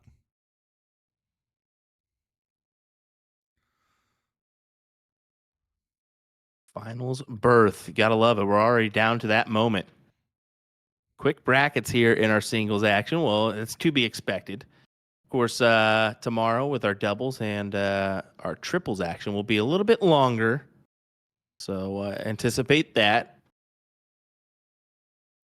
What a 9 there from Meredith. She's been Great lethal stuff. on those 17s. That is definitely comfort wheelhouse for her. This is what I love too. We're seeing that, doesn't matter, male, female, both competing here to try to earn their right and some money. And you said, what division is this once again? Sorry. No, you're all good. This is Division 5. So to get into the finals, awaiting in the finals is Michael Buckley, which is our first match of today where we saw him play against Peter in the King Seat match. And when you're dealing with so many brackets, it's easy to kind of get confused. But yeah, that's a good number. Division number 5 here for this one. And when you think about that, that is magnificent. 37 divisions, division number 5, Meredith taking it to Peter in this one already, man. Yeah, the 9 mark into the Trip 16, Trip 15 single bull, playing clinical darts in the second half of this leg. Let me tell you, man, one thing that's nice about these tournaments is that I've been to tournaments where there's all day, you're playing nonstop. When you kind of go into a tournament knowing, okay, I only have to be on for 4 or 5 hours here. Like it's a half length tournament is almost what it feels like instead of a full day. It's almost refreshing. I think it lets a lot of these players lend to higher form throughout the whole day rather than some of these marathons. I mean, you talk about it. When these overseas guys come over on these tours, they struggle with how long some of our tournaments can run. That's the deal, is their stamina just can't keep up because they're playing so many events. What was interesting, you spoke about that, is Meredith took that leg with a nice 5.36. Woo. Impressive stuff from her. Check into, they just had the Champions of Champions event overseas, and they recorded it. It's out on PDC YouTube right now. Go check that out because early in the video, Phil Taylor, Dennis Priestley were talking, and they spoke about their time in America and how difficult it was because you're playing mixed pairs and mixed triples, and then you're playing your singles events throughout the day rather than one event. It's 2 different mentalities. Yep. I mean, when you're going in, you're checking and locking in for whatever event you're going at. It's easier to stay more focused and determined rather than when you have a million different things, especially if you're playing with different partners throughout a weekend and so you're in touch with a lot of different people. It can be overwhelming.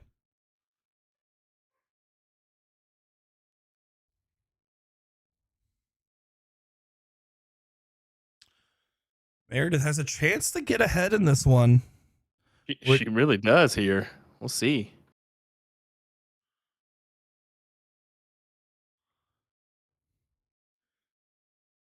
For those that don't know, Meredith's super methodical player. If you ever have chalked for her, especially when she's playing steel, she'll be talking to herself almost the entirety of her throw.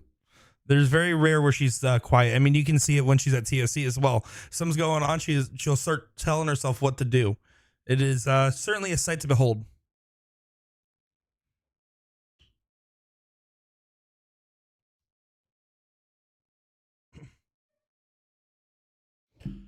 Well, here we go.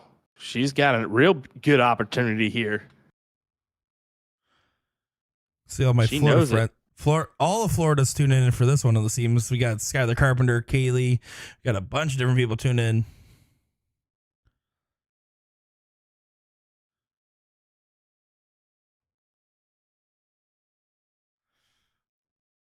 think Meredith there took a moment to decide, okay, do I want to go ahead and go right the bull here? Do I want to actually set up an out, and decided to go right at the bull. Unfortunately, not connecting, falling into the 14. A great recovery there from Peter. First start miss into 2 trips to set up a 160 is massive, considering that Meredith is going to leave an out here 90% of the time. Don't speak too fast, but yeah, she should have a pretty good look here. But yeah, great on Peter to leave the 160.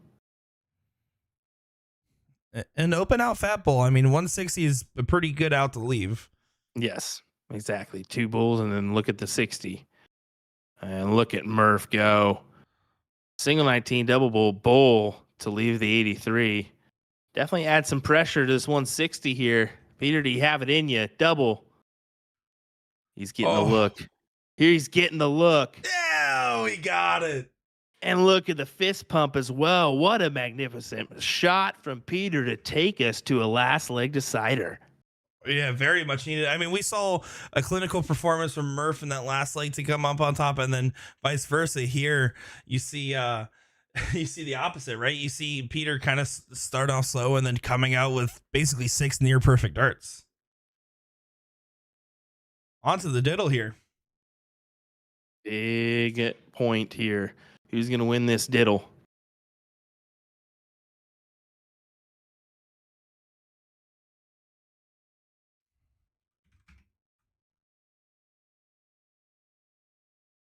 Oh, that is unfortunate. And you can see it written all over his face.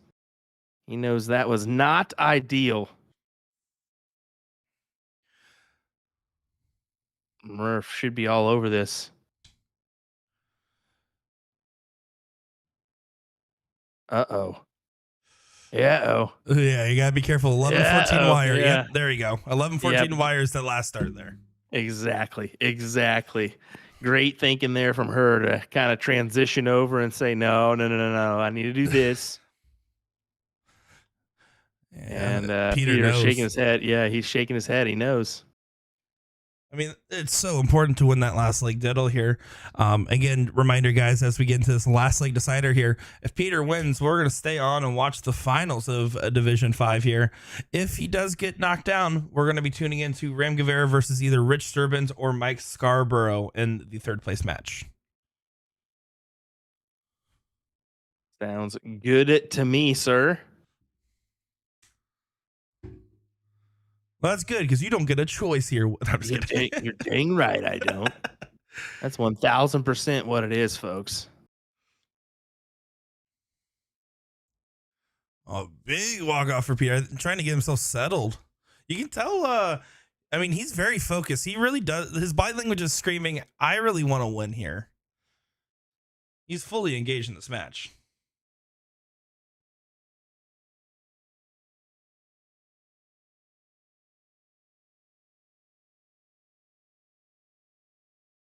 Yeah. Neck and neck here. If Murph hits a big triple, does she take the look? Only if she hits it early, I feel, but I think now she's going to be all over the 20s. Chris Grimmel joining us. Oh, my stepmom's in the chat. What's up, Chris? All right, apparently. Will, you had no idea what to do there. I left you stumped. None. That was awesome.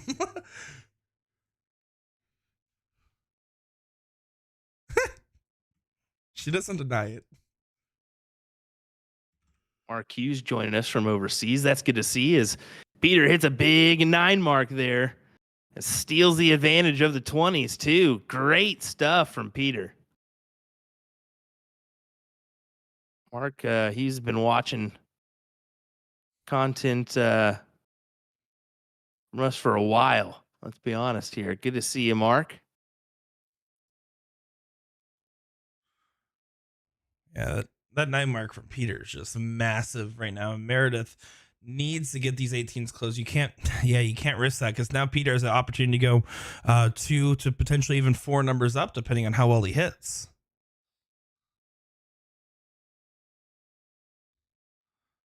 That's the first dagger. Oh, but the 17s are open, and Meredith did come back by just throwing the 17s last go-row. Go-row? Yeah, I was hoping you were going to ignore that. Rut-row. Go-row. Rut-row, go-row. You're dang right. I noticed it. I'm going to call you out on it too, sir. Oh, That was magnificent. Thank you. Thank sorry, you for the laugh. I'm just pulling your chives. My bad. Yeah, you're welcome. You're welcome. Mention the thing that gets me the most.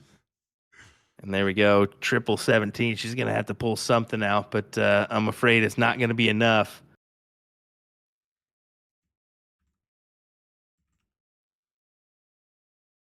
Yeah, Peter's playing well in this leg, and he's looking for the opportunity to go to the finals.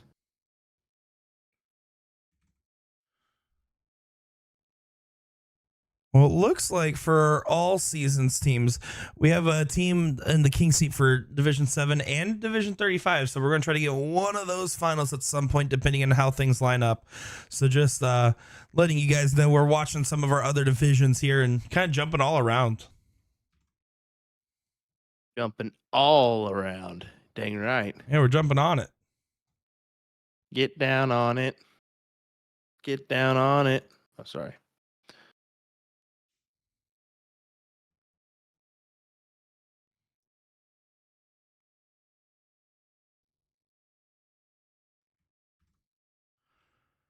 Well, Meredith is do or die on the 15s now. Yeah, it's kind of almost like looking like a little bit too much to ask for, but we'll find out. Gonna have to collect both of these big trip 15s. You got Division 13 final about to get started here. It's crazy that a lot of these finals are getting underway, especially in like Division 13 is completely outpaced like Division 1, for example. Yeah. It's funny how that pacing works. It is, but you know, I just knew in the singles bracket, it's just gonna go quickly, gonna go real quick, and it's a shame that we don't have multiple platforms. You know, I guess we could try to do it, but at the same time, it's just there's so much action getting thrown at you. Yeah, we will let you guys know. This is unlike some of our other streams. This is very proactive in what goes into making this one run. Yeah, a lot of moving parts with something like this because we're not just staying in one location. Exactly.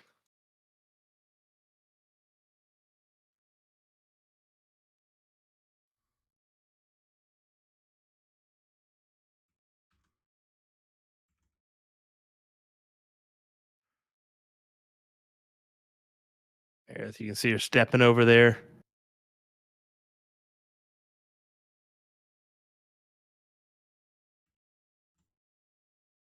Well, Peter just needs the 2, and he'll lock himself in for the finals. Still got to hit it, though. Not done yet. Oh, he is not.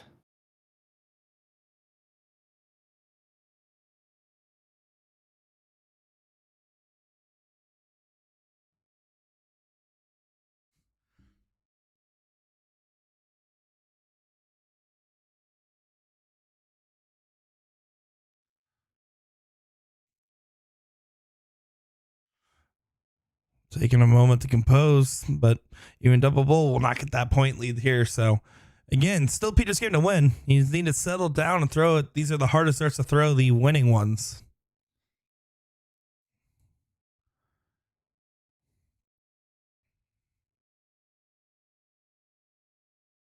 Yeah, Peter barely slides by, and he knows it. He's thankful for it. 3.67 barely gets him through to the finals, but it will do. Congrats to him, and congrats to Meredith McGee for a 3rd place finish in this one.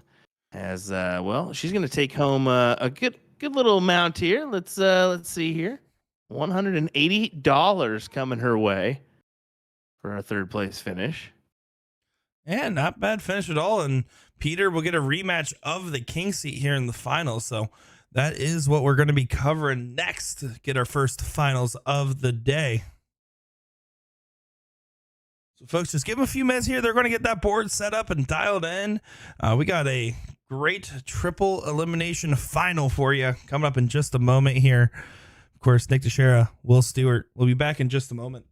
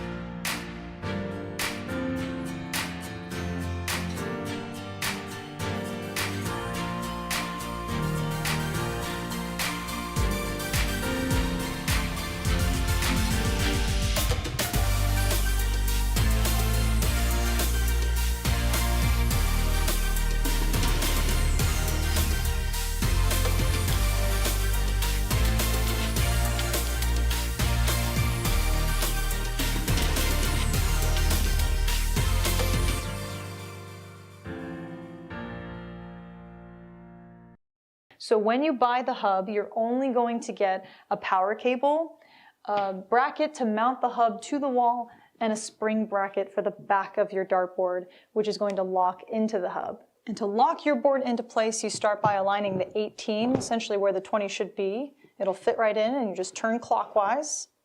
And you're gonna have like a degree or two to kind of play with to make sure that that 20 is dead center. You can obviously start immediately with whatever steel tip dartboard you have at home. I went and grabbed a brand new Target Aspar board just because I think the mounting the spring bracket to the back of the board is the trickiest part of this entire system.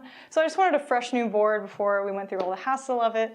But the beauty of the mod system is you don't have to buy everything. It's all sold separately. So you just start with the hub as your foundation, utilize whatever you have at home, and then down the road you can piece everything together or upgrade things over time to fully customize.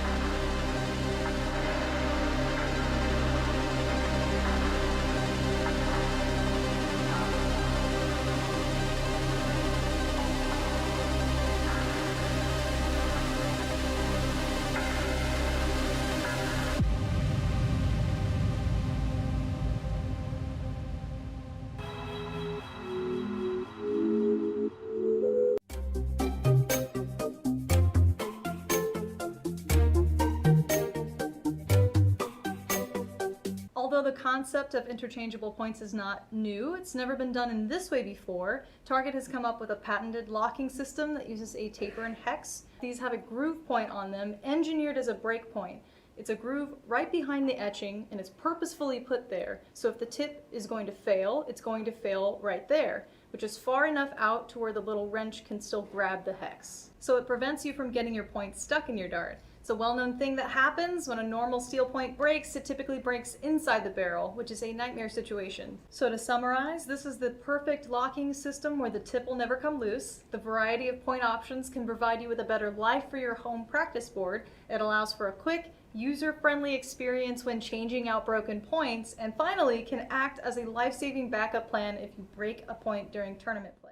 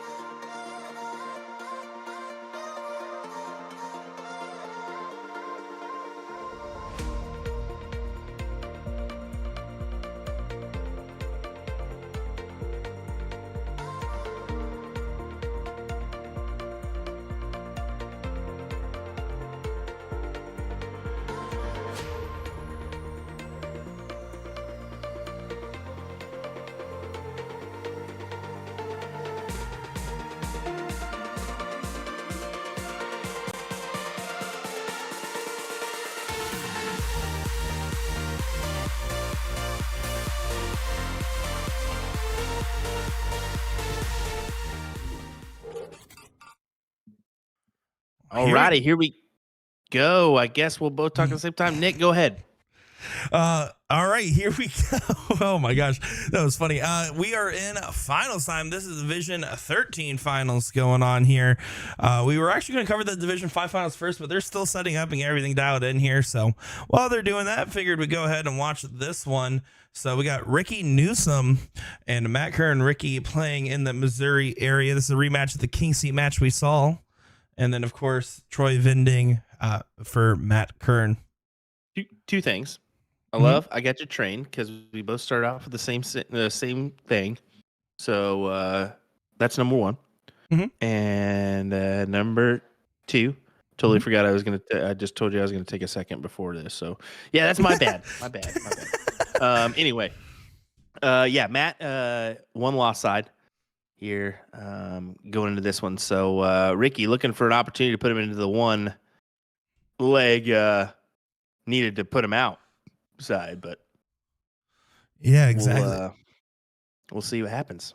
Yeah, Matt lost out to Ricky in that King Seat match and has been fighting in that middle bracket ever since. So has not dropped since then, it looks like. So on a pretty good run.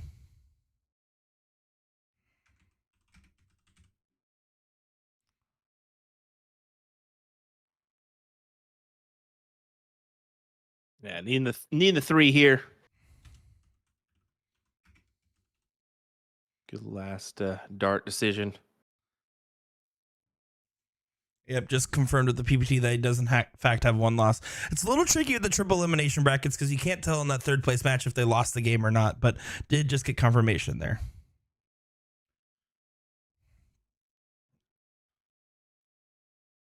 1-1 our score line here from Bull Shooters in Phoenix. As Lisa continues to do the due diligence of putting people on the board for us. We appreciate that.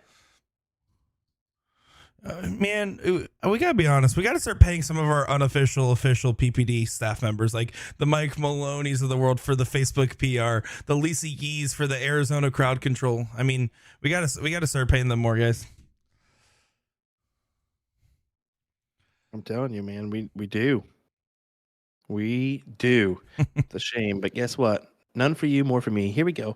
All righty, continuing on. Just kidding. Well, there we go. Matt does get the diddle here, so Matt will start us off. If he does win this leg, it'll be 1 loss apiece, a square playing field. If he does lose, though, Ricky will go up 2-0 and would only need to beat him in the next best of 3. So big game on the line here. Matt needs to start himself off right and get this match into reset position. I believe it was a 4-1 loss in the King Seat match.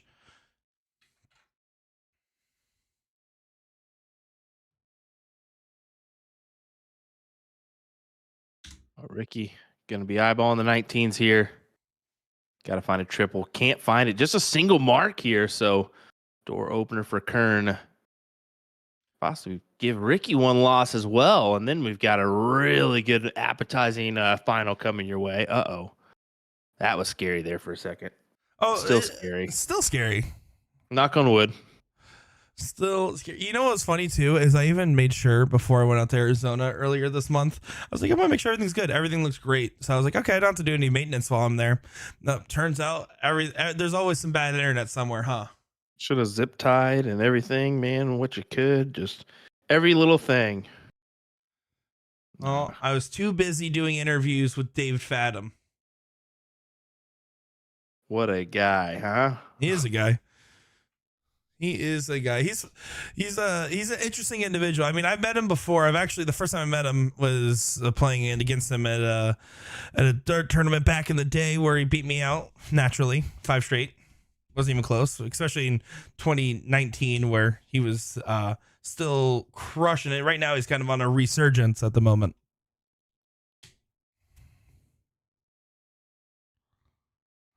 And I got to meet Chuck Pulio for the first time. Pipes, he's such a good guy. Oh yeah, he is one of the nicest people ever. Like, that guy is ridiculously nice. Yeah, he looks intimidating, but yeah, he's a real nice guy, man, for sure.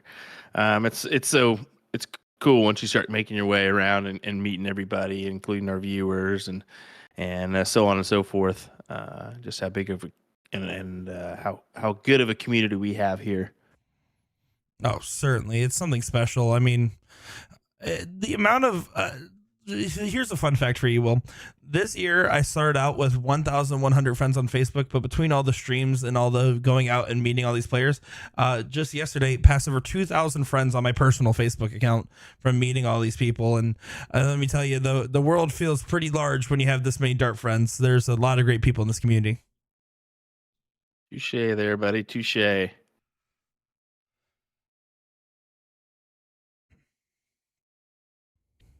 Matt's got the advantage with the house lead, but not so fast here. Ricky. What do you do here? Do you try to go ahead and close the door? I don't like his approach there. I think when you're down 2 houses, especially 2 bigger houses, you already had the dash on the 20. Go up there, shoot your 2 mark, and then take the shot at the trip 18. If you happen to trip the 20 in the first dart, saves you the effort. In this case, no harm, no foul, as that's a back-to-back bagel for Matt Curd. Well. And now Ricky says, you know what? I'm going to hit 2 16s and a 20 because I can. I don't mind the approach of trying to open up another wedge, honestly. I was kind of drifting towards that myself just because he had the 2 houses, but I don't know. See, I would definitely take his chance now. Go ahead and close the door on the 16s. He decides to grab the 20s there instead, and the 18s. He seems to be a guy that likes jumping around the board here a little bit. He is jumping, but it could cost you a little bit much, And here's the thing: is well, I would have taken my chance to close the 17s there if I was Matt. But you can't get nitpicky on these guys too much. I'm not that kind of commentator per se. Yeah, we're no Sean Green. Well, you just got to be. Everybody has their own cricket strategy, and sometimes it works, sometimes it doesn't. So that's the thing. We're all not Danny Baggish or whatever, when it comes to skills on the dartboard. Well, and let's be pragmatic here, right? I mean, when you're talking, these guys are both 3-1 players, right? That's where these averages fall in this division. So they're both 3-1 players. When you're a 3-1, you're right at that point where, like, okay, you're starting to get above average. You're starting to have consistency, getting 3 marks around. And this is where developing your strategy starts to become an important part, because that's what gets you to the next couple levels. Well, look at this. You're seeing where that 16 came into play here for Ricky, and he had an opportunity to close those 18s, just missed into the single 4. Now, this should go. If I'm him, close it right off the bat. Yeah, that's what he's trying to do. Yep, now down to the 16s. Oh. And I needed to throw the single to get that point lead, I think. You don't want to leave your opponent a 6 mark. Yeah, I don't like the play on the 15s there from him. But, yeah, to each their own. To each their own. I would have been keen on the 16s there to give me that point advantage, because you're still down by 2. But he should be able to take advantage back here. Oh, and he absolutely does. And Matt, I mean, there needs to at least stay on the 16 or 15s for all 3. He hits the first 2 singles, decides to go to that 16 there. The consequence of that being now he has an extra house he has to close if he wants to come back on the Bulls. Just a reminder, folks, this is division number 13, to your surprise, but it's Ricky Newsom from Poplar Bluff, Missouri, taking on Matt Kern of Phoenix, Arizona. So just a reminder of who we got and where they're from here. Vendors is Newman Amusements for Newsom, and Troy Vending for Matt. Matt Pyle's in a hat trick, still fighting in this one, but Ricky looks like he's going to go up 2-0 in this final. Oh, he almost walks that dart. He did. You got to set yourself again and get it. Oh, there Can't play around with it. Yep, gets it. Good stuff from Ricky as he goes up with putting Matt into the 2-loss side. Another Troy Vending person. Taking 4th place here is going to be Mike Scarborough in division number 1. So I wanted to mention that. Ram Guevara taking on Richard Sturbins right now in the 3rd place match. Winner will advance to play Leonard Gates in division number 1. And just give you guys an update on the Peter Kanesh and Michael Buckley match. They just finished leg number 1 going the way of Peter. So again, we were going to get that match, but we wanted to go ahead and get this one up since it was ready first. Gosh, I didn't even see Division 2, just the depth here. Listen to this, my guy. All right. Finals right now, John Pilgrim, Jason Hawkinson. Jason has that king seat. The 3rd place match was John versus Steve Diker. Diker beat Johnny Lackey. Johnny Lackey beat Nick Selepic.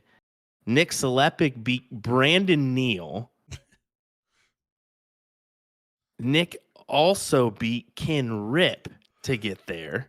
So what a bracket that was, just right there. And then Jesse Sherbin as well from Iowa was involved in that. Eric Ludke, Wes White, Larry Keith, Matt Bella. What a bracket. I'm going to be honest, I just got nauseous with you listing all that. That is sickening. That is just terrible news if you're in that bracket seeing all those names. So Johnny Lackey taking 4th, Steve Diker taking 3rd, and Jason Hawkinson, John Pilgrim will top the tables in that one. Now, what's going to be even more interesting with all those people, a lot of those people are playing this so that way they can warm up for tomorrow for the doubles. It's going to be real interesting to see how they decide to choose their partners based off who they play best with, and also the average range, right? And the bonus pools. There's 3 different factors. If you want to go for someone so you can guarantee you're at a higher level and towards the cap, do you want to go ahead and go on the opposite end here and go towards the middle levels? Do you want to pick someone with a different bonus pool than you? I mean, there's so much that goes into choosing a nationals doubles partner. It is a big factor for sure. 1000%, man. You couldn't have said it better. I mean, all those factors come into play, especially when you're thinking the bonus pool. Well, the key is, I guess, to not think about the bonus pool, right? Hopefully not at all. All right, give us 1 second. I think we're going to try to go to a different match real quick while these guys reset. Yeah, we're just gonna hop over here to Peter's match, and this is the final as well for Division 5 while they're set up. So we'll go back to the match recovering in full. But in the meantime, might as well cover something else in the meantime. By the way, in the meantime. I like it. In the meantime, I like it. Michael Buckley does it, man. Big 9 mark. Good hop on over here as we get the 9 mark right off the back, and he takes the lead. So this is game number 3 of 5. So someone's got the 1-0 advantage. It'd be Peter. Yeah, that is correct. So he's trying to set himself up to make it 1 apiece. And breaking news: Ram Guevara beating out Rich Durbin's 2 straight. So he is on to the finals, and he is playing on the stream board. So we're going to try to get that one going on in the background as well, and try to hop between a bunch of action. So it's Ram Guevara versus Leonard Gates. Is that right? I believe so. So we're going to get that on final? Yeah, that's the final. Good. Great. That is great news. We're going to get Ram Guevara, Leonard Gates. Ram Guevara and Leonard Gates played each other earlier in the tournament. It came down to a missed match dart from Ram Guevara in the tie-breaking leg. I was watching it in the background earlier, so it's going to be good. Don't lie to me like that. That's real. I do lie to you, but not about that. Oh, okay. All right. Well, Buckley right now.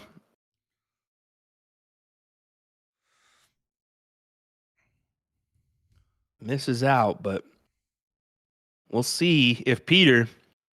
Oh my goodness. 1. Oh, yes, sir. The 15s to steal the set. Folks, double, single 15. That's phenomenal. So now it's 1 apiece here. And this, I believe right now, to give an update on our Division 13 match, they are trying to get clarification on how the triple elimination works. So it's going to be a bit for them. We're 1 apiece over here. So we're just going to hang out with these guys as we're going to go to the Cricket 01 format now. And that can happen with some new players involved and whatnot. And I think this is the thing is they're going to have to reset up now and do that thing. So it's going to take just a second here as well, I believe, to get started. But that's okay. Folks, with some musical entertainment, it's William Stewart and Nick DeShera, okay? Okay, we're way off. All right. All right. Hold on. Let's Christmas time. All right. Nope. Baby got back in key of G. No. Oh, that's funny. Yeah, no, I'm excited to see how this develops. These guys are getting everything all dialed in. I am watching this Ram Guevara thing closely. If it does get started, we'll try to get coverage of that as well. Because we all know you guys want to see some Ram Guevara Leonard Gates action. No, nobody wants to see that. That's garbage. Yeah, you're right. Coming up next, Division 47. Josh Hill saying, why is Sean Green not set up in the hotel joining y'all? Well, he's currently watching Michael Smith be 2-0 down in sets to Kevin Dotes. That's what he's watching. Oh. I mean, let's be honest. I didn't think Michael Smith was going to have a great run. He's been kind of struggling the second half of the year. Well, I think he's about to make this 2-2 as he's got 2 legs on the board to Kevin's 0 in this 4th set. He's at 2. Oh, wow. 180 would be handy. No, he smartly smooths over for the 174. Okay, so Kevin Dotes currently at 134 with Michael Smith at 210. Man, interesting stuff here.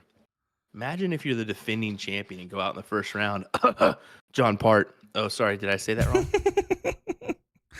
I got Mike Maloney's in the chat here correcting your misspeak there.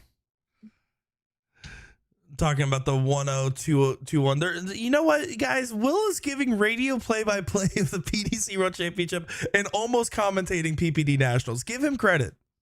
All right? Calm down. Calm down. Yeah, back Calm off, down, everyone. Maloney. Yeah.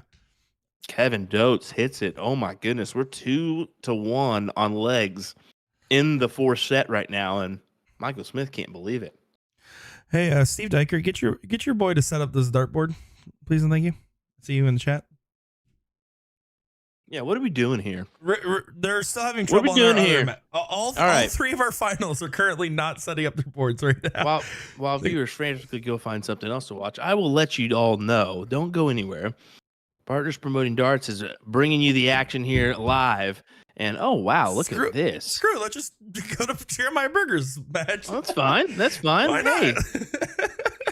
that's okay. Darts is better than no darts. I didn't even know you had that ready for us. I honestly looked in the background. I was like, oh, I do have that set up.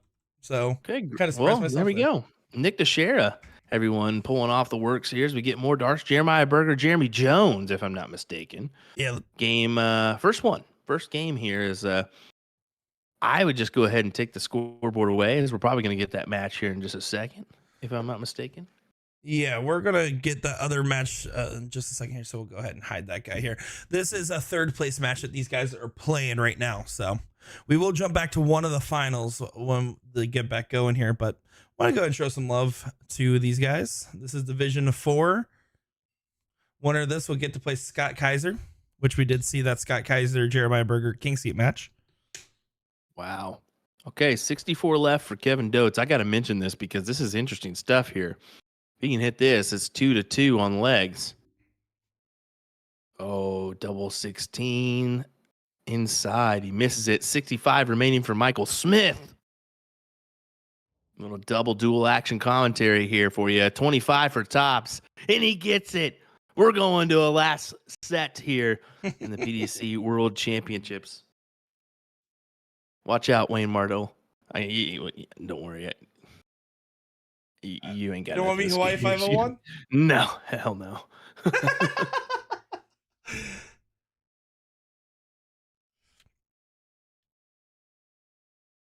All right. Looks like. Yep. All right. So Peter did get his match set back up. So we'll give updates on this match in the background, but we're going to go back to our finals that we were covering here. Yeah, finals should take precedent here, and we'll be able to see if we can get that match for you, depending on where Jeremiah is and whatnot. We are taking a look at all our brackets, seeing what is the best eye-popping match for us to watch. So kudos to Nick DeShera for doing that one. Yeah, in the background, I am setting up for that Leonard Gates Ram Guevara final as well, as they are about to get underway here. Ram Guevara only coming in with one loss, so same situation here. He would have to not only lose, he'd have to lose twice. So plenty of darts left.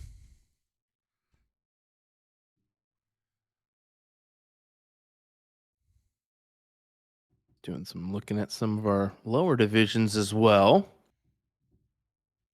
Kind of checking in and seeing where they're at. There is some king seat holders in almost every division now. Looks like it.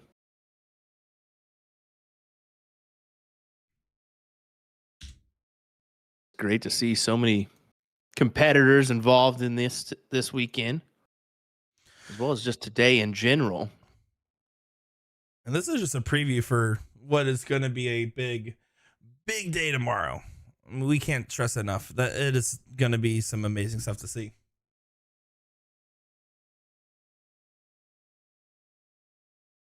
Leonard Gates in the background did win his diddle with a 180. So just doing his usual. Nothing to see there. Doing some quick math. 589 players involved in today's action.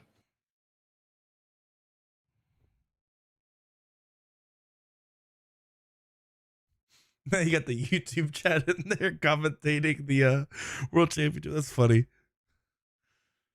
Well, to be fair, man. we warned the PPD that we were going to be a little distracted as well. I was watching the darts earlier. Try commentating with Sean Green when Sto Bunce is playing at the Grand Slam for the Seacoast Open. That was just a monstrosity trying to do that one. It was just terrible.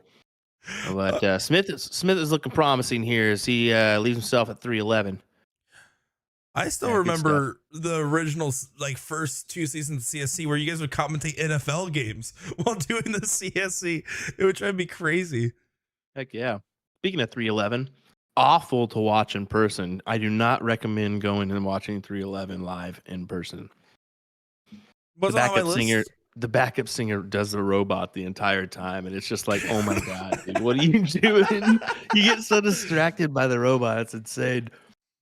Anyway. You know what? Thanks for the fair warning. You're welcome. You're welcome. Don't go, folks. Just avoid it.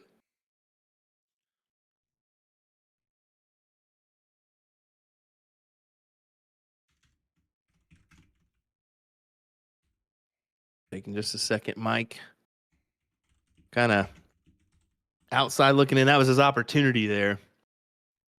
Bully Boy puts himself one leg away. And Michael Smith is one of those stand-up characters. I've only met 10, 15 total PDC players in my darting career, which is more than I ever expected to be in general, to be fair.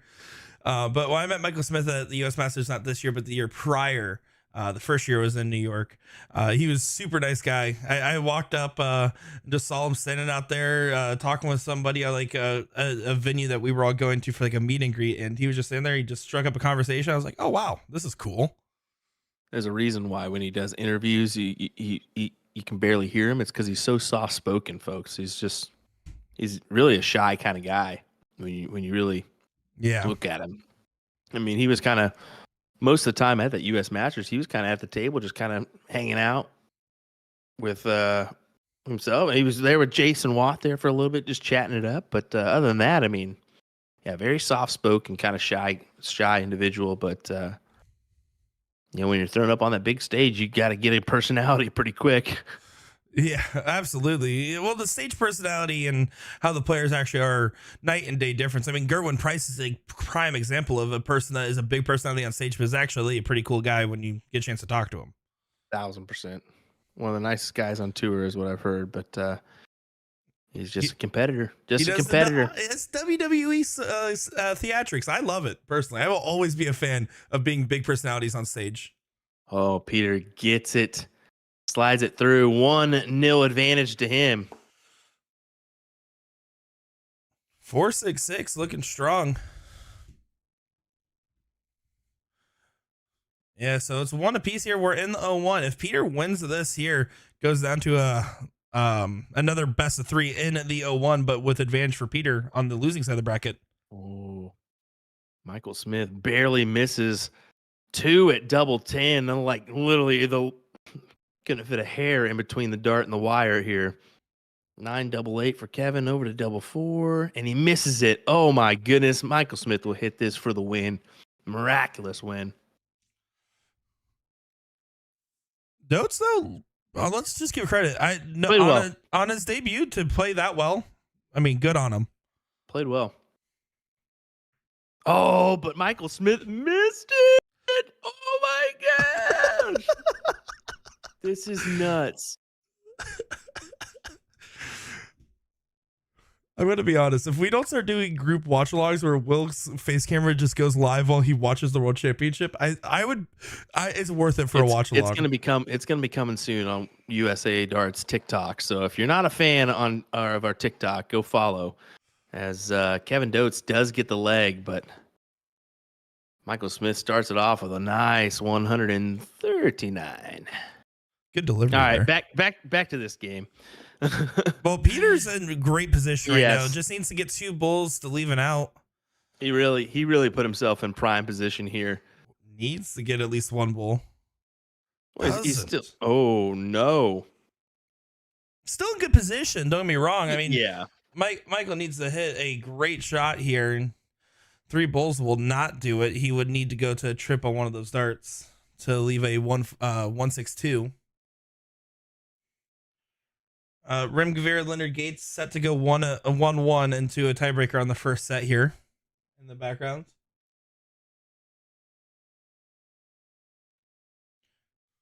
Yeah, how many games of darts are we watching? We got the World Championships. We got 4 different dart matches in the Nationals we're watching and commentating one of them. There's a lot of darts on our screens right now.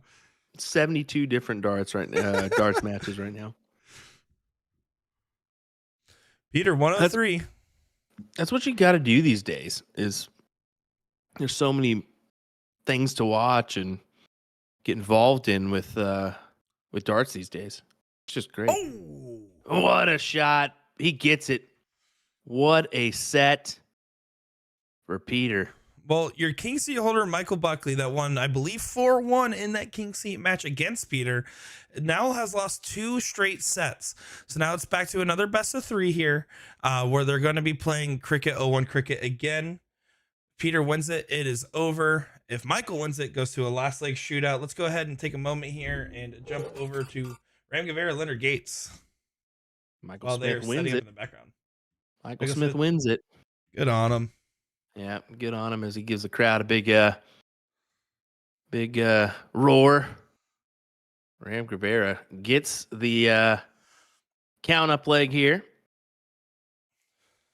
Leonard with his headphones there, you can see him. The soldier, a gator as we call him.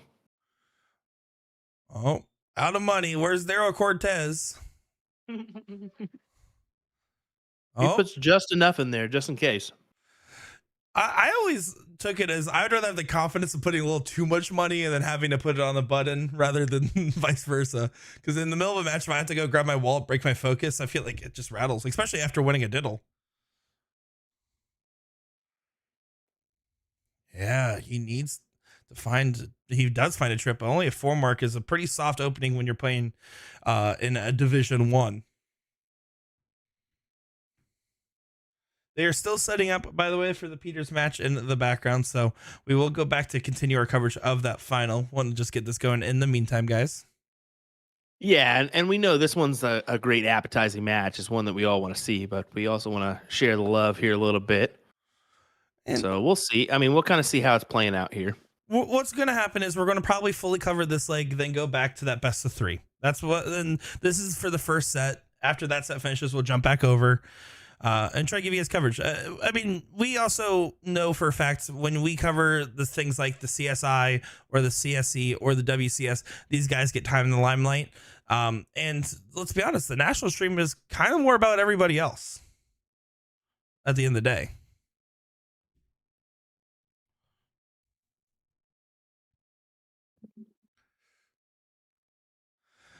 So, Will, I have a question for you. Yep. Heard you got a new snack addiction. Sorry. No, you're okay. I can't hear you eating or anything. I looked over your camera and I saw it. This is what you were raving about the snack earlier. What are you snacking on here? What have we got going on? All right, this is some Von Hansen snacks. This is the world's best seasoned pretzels. Shout out to Juan Vetter for giving me a case of these bad boys because I haven't stopped eating them. Yeah, He's not lying, by the way, guys. He before the WCS match, he was snacking on them too. So they got numerous different flavors. You got smoky barbecue, zesty herb. They can go ahead and just send me the money now. Parmesan, honey mustard, buffalo. They got so. I'm telling you, man, so much stuff. Honestly, I think that was better than any of your A to Z ad reads. Thank you, appreciate that. Here we go. Leonard Gates well in front in this leg to go up to a 2-0 lead into this final. If he does win this, it would give Ram his second loss. It would revert still to best of 3 cricket.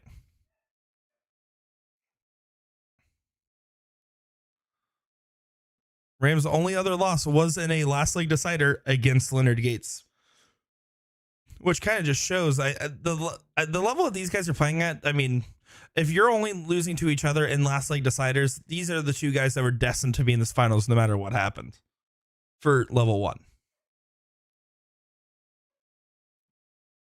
I mean, they're the dominant favorites, it seems, right? Rams been back and better than ever. We talked about this year has been like the comeback year for Ram Guevara. He has only gotten better, and now I would say he's better than his old form pre-hitch. Right, the way he's thrown now compared to how he was back in like 2018 circa, give or take. Yeah. He is playing even better now, and is the firm number 2 in Texas. And he wants to start traveling more. It'll be cool to see if that comes into play on some of these USA Dart streams. Because he talks about how next year he wants to focus on getting back out now that he feels better than ever in darts. That's scary if you're everybody else. Gates takes the leg here. So that's the first set in the way of Leonard Gates. So again, 2 losses now for Ram Guevara as we jump back over to our other final here going on. Peter is up in this final, guys. If he wins this best of 3, it is all over. He completes a triple dip in quick fashion. Or on the other end, if Michael wins it, we get a last leg shootout.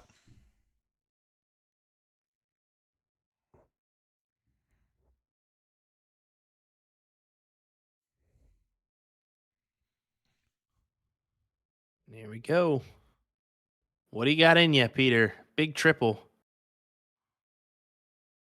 Yeah, no, not even eyeing the 19s at all. I mean, I think he liked the placement in the first for the first dart. He really liked where it was sitting. He was trying to take advantage of it, and unfortunately, that second dart, you could tell he has that very assertive action. Right, he kind of lines up, has that very exaggerated follow through. He just released a little bit early, and that's why they're going low.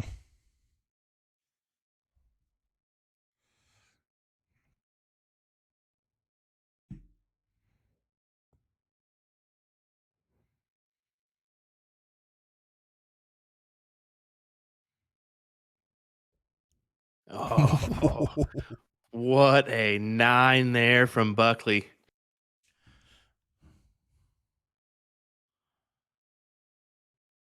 Yeah, so Peter's just going to have to try to dig deep on these 16s. Does find 5, but with only a 20-point advantage and 2 houses down, Michael's still in firm control.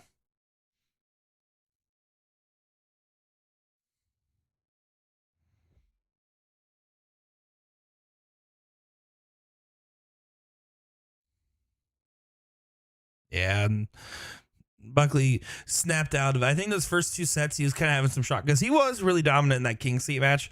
I think he had that, like, I'm sitting on the seat, a little bit of a, not even a terribly long sit, let's be honest. That was under an hour from when we saw this match to when this final started, maybe an hour and a half. So not a terribly long sit, but I mean, I think you had the whole time to amp yourself up and say, oh, I'm ready.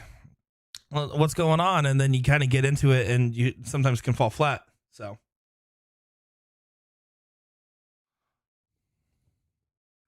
Yeah, you're right. You know, every time you sit just for a little bit, though, it can seem like a while. And the other thing too, right? I mean, these guys are all going to be 3/8 in Division 5.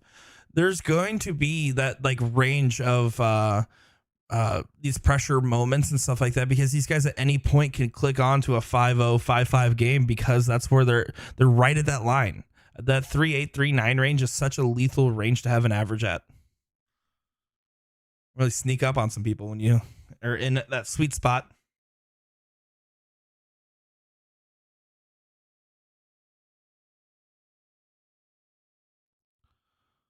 So here we go. 0-1 game. Peter needs to win this leg if he wants to try to win this match here.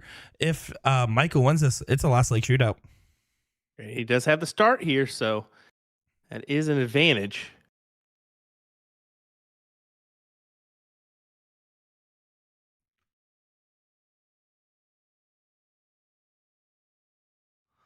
Taking his time. I will say, Peter's looked very engaged this whole time, but he's also just like, he's putting a lot of pressure on himself. I feel like he wants to win. And it doesn't help that we only had 2 or 3 players playing out of this bar, and Steve Diker specifically went out of his way to make sure the cameras were working. I think he's very well aware of the fact that he's on camera. rather than right now, Michael Buckley, unless someone tagged him, he has no idea. You definitely know that the camera's somewhat on you this for this bracket. I'm sure he's had a few texts. You have to get a few texts. I mean, we're at 200 viewers, which is great for viewership today. Let's be honest. Absolutely. So thanks for joining us. If you have chosen to do so, some good numbers across the board, both USA Darts and partners promoting darts. We will be live tomorrow with our doubles action and Sunday with triples, which will be fun. Yeah, I think you'll of course be there, but I think Ryan Mooneyham will be joining us as well, if I'm not mistaken. And then also we'll have some coverage on Eagle Eye Sports for the DPNY grand finale. So steel tip, soft tip action, no matter what, you can't go wrong. Yeah, Jeff McMahon running the show for that does some great work, guys. Let me tell you, yeah. Super nice guy too. Yeah, kudos to him. And if you're like, I don't know who Jeff McMahon is, you've probably seen his graphic art that's been circulating around all these darts Facebook pages that he's been doing for Stowe Bunts and all of the PDC North Americans. Yeah, I told him we should do something with that. Good stuff from Peter as he manages to take the leg. And one apiece here. You know, Jeff's been doing some good stuff. I'm ready to see the Will Stewart art that he decides to do, whatever that may be. Don't mention it. Don't even say it. Ryan saying, just joining us. The World Championship just ended. Listen, Ryan, we got it on multiple screens. We're happy to have you in here. Guys, we got multiple monitors, multiple TVs for a reason. Plenty of darts going on right now. Excited to have you guys in here for this final. Definitely so. Thank you guys for choosing to join us.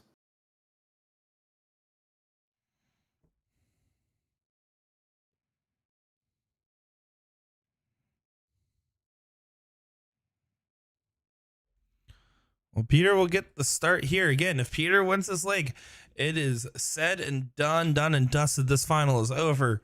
Michael wins it. Last leg shootout. Last time I'm going to say it, I promise. In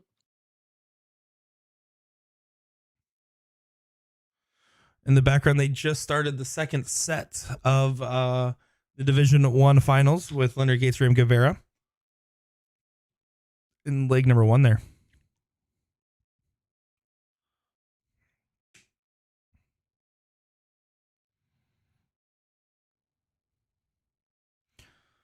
Peter getting nothing to start off.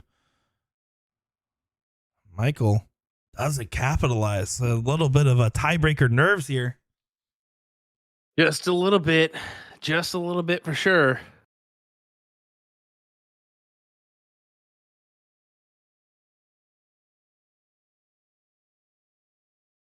Just 3 singles, but gonna have to do for right now. We'll see the answer from Michael.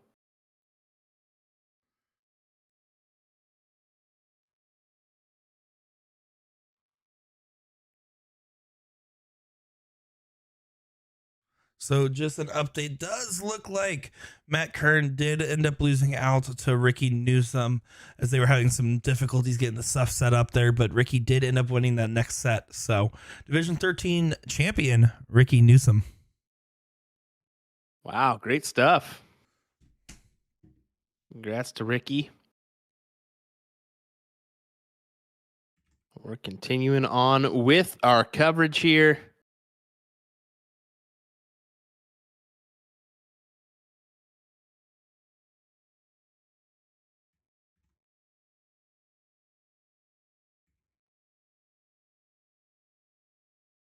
Big triple with the last, but it's not enough to give him the lead. So what does Michael Buckley do? Does he attack the 18s early here? Will he go for points first. He will go for points.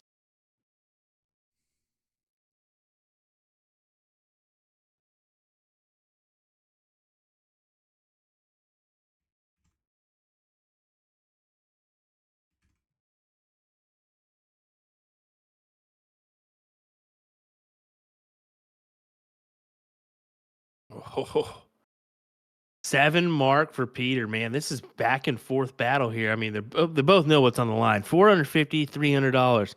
Do you want that extra $150 for first place here? Who doesn't? Yeah, why wouldn't you? Come on now.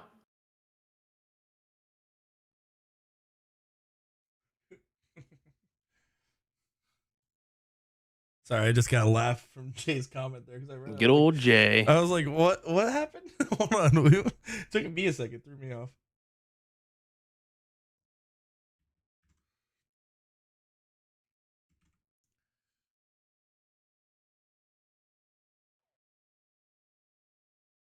Sorry, I'm in the background here updating our last few things to see if there's any other goodie matches we got after these in full finals that we're covering at the moment. Leonard Gates takes leg number 1 in this set against Ram Guevara in the background here. Right, so that would be kind of a crucial point then, wouldn't it be? Because he took the first one. Exactly. If Leonard Gates is 1 leg away from winning that match. Okay. Wow.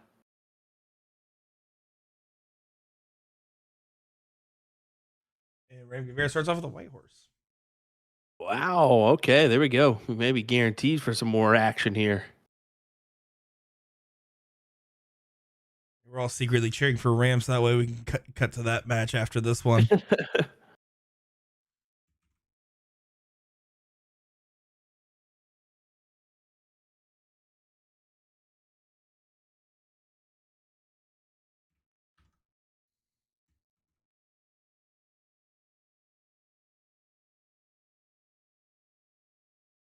Mike was pointing there. He's upset at himself.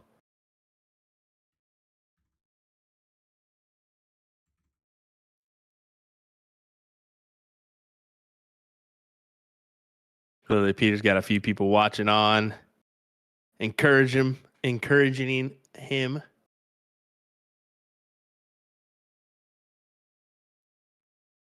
But he should be able to take this leg here.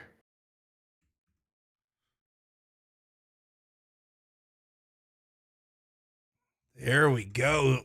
Mission accomplished and triple dip done in style. So let's quickly jump back over as congratulations to your Division 5 champion, Peter Kanesh. Yeah, great stuff. $450 going his way, $300 to Michael, but all around, congrats to those two gentlemen. Here we go. Ram Guevara, Leonard Gates. Ram almost set in stone to go the distance here. We'll see. I guess you can turn on a dime here with these fellas, so you never know.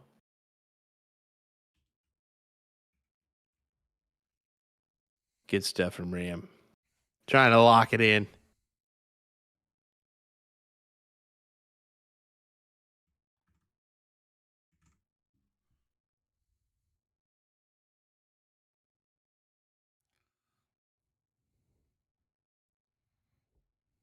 Even the hat trick's not going to save you, unfortunately, Leonard.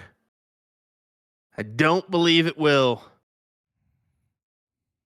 Yep. Trip 20, double bull, 6.71. What a great leg from Ram Guevara. Ooh, that's some juicy stats. And what was that, 5.6, 5.8 there for Leonard Gates? Give or take. Yeah, you can't go wrong there, man.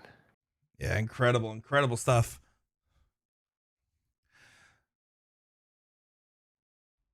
So it looks like we'll more than likely have one other final after this. Jeremiah Berger trying to get into the Division 4 final. There is a chance here that we could get 2 people that are in the final at the same bar together in Division 35 at all seasons. Wow. Both people, one's in the 3rd place seat and one's in the king seat, or in this case, the queen seat. They're both ladies. So potentially both those ladies could face each other in the finals in person. Imagine playing a national tournament and the finals comes down to your home bar. That's funny. That's great. Leonard Gates gets the diddle.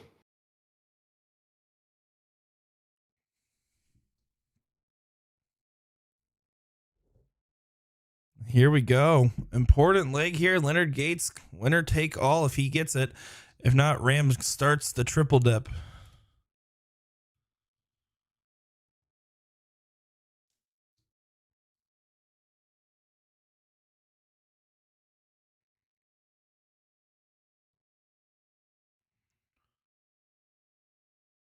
Yeah, Leonard throws his hands up, not satisfied with the 4 mark there. Brother, I can't blame you anymore. These days, it seems like 4 mark is just not enough. And Ram's proven it to be the case. Big 9 there for him.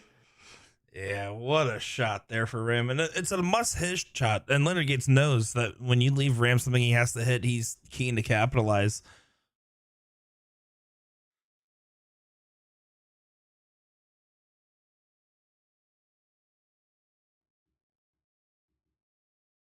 So Ram in control at the moment.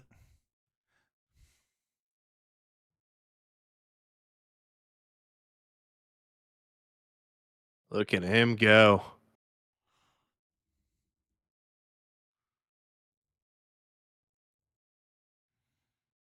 Yeah, good stuff here from Guevara.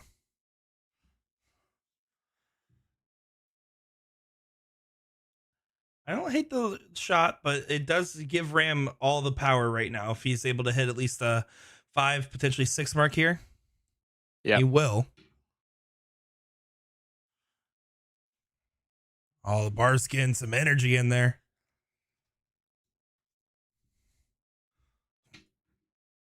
I believe we still have one person out of the stadium that is still playing. So do want to give a shout out to, I believe, let me make sure I'm right here. Yes, sitting in the queen seat for Division 19, Donna Caddy. I believe that's the lady that we saw just go up and give him a high five, is in her respective king seat. So shout out to her. all right. Thanks for mentioning that one.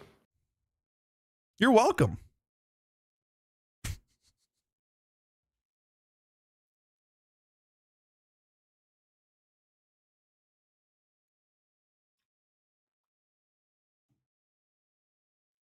Look at Ram, man. Just sickening. 8 mark for him. 411 plays 304 here, and it's looking like a 2-1 win for him.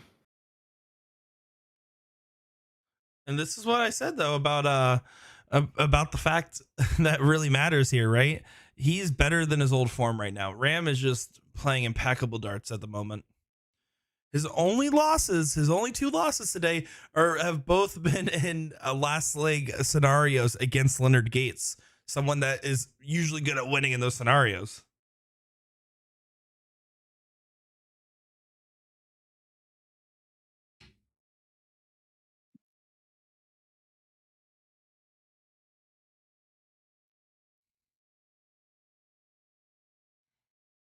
Yeah, Ram gets it done. And look at them average 6.95. Another impressive one after a 6.71 before. We thought that was good. At this point, I almost feel numb to it. When I see these guys on the screen, I'm like, all right, next up, there's going to hit a 12 marks per round for the first time ever. I don't know how they did it, but they did. That's just the level of which these guys play. It's phenomenal. We're spoiled. All right, coming up after this, guys, just to give you guys a heads up, once this final finishes up, assuming it's still going on, we'll be going over to Division 4 for Jeremiah Berger and Scott Kaiser to rematch the king seat.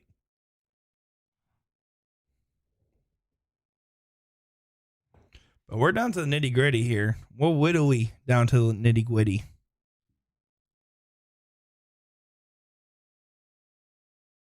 Will did not like that one. No. Not at all. Nah, we're getting down to where I can hear the kiddo upstairs. It's getting dinner time here. Uh-oh. Yeah, you can hear him. What's for dinner tonight? I have no idea. I haven't even thought about it, so. That's fair. I actually only think about dinner. What was that reaction? That's just funny. Just funny. Oh man, thank you guys all for tuning in. Of course, if you guys want to get involved, go over to dartstoc.com. Something like this nationals happens every 3 months for the PPD here, and all it is getting qualified by playing the requisite number of matches. Besides that, it's leveled. You can play with whoever you want, however you want.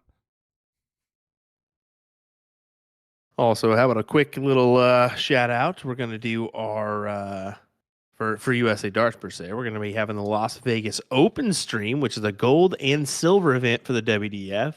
Lots of quality players going to be in attendance, including Fallon Sherrick, Kieran Mimsy, who's in the World Championships right now, who you just saw today, and numerous others. So if you haven't booked your ticket to the Tuscany Suites there in Vegas, you can watch live on USA Darts YouTube or Facebook page. So definitely do that. And then we'll be coming back with more coverage in February of Shoot the Rapids, Steel Tip Event, and Shoot for the Moon down in Huntsville, Alabama. So there's a couple things to keep your eye on, as well as how about the Syracuse Open? I can't forget that one out, too. You can't. Syracuse Open. You can't. So when you head out to Syracuse, you're gonna go try out Wingnuts. Don't know if I'll be in Syracuse or not, to be honest. That's going to be a Jeff McMahon one. You gotta go out. You gotta go get some of those wings, man. They are good. Dude, I heard. Once you said, yeah, you were not lying. Those are the best wings I've ever had in my life. I've eaten a lot of hot wings in my days. Let me tell you. Well, a concerning amount, according to my doctor. Thank you very much. I tell you what, they look like delicious wings. Yeah, they have saying, when is the Choo Choo Classic? I have no idea, brother. That's an ADOdarts.com question. Go check it out. You may be able to find that information. Ryan Clark joining us in chat. Good evening. Well, hello there. Great recovery from Leonard Gates, and who knows how close that trip 5 was, but I guarantee it was a wire or one single hole into the trip 5, because he recovers with a nice 6 mark, and up to Ram to do the same or better. How about just a little bit better? 7 mark for him. Yeah, these guys aren't going to be thrown off their game or shaken up too much. It's really going to be a gunslinging shootout on the dartboard. And if Ram wants to take this to a last leg decider, he's going to have to dig deep here. The difference is, too, Cricket 0-1 Cricket. So, slight game changer here. Makes that second leg all the harder to win, though, for both these guys. Imagine breaking a throw in Fat Bull 0-1 against either one.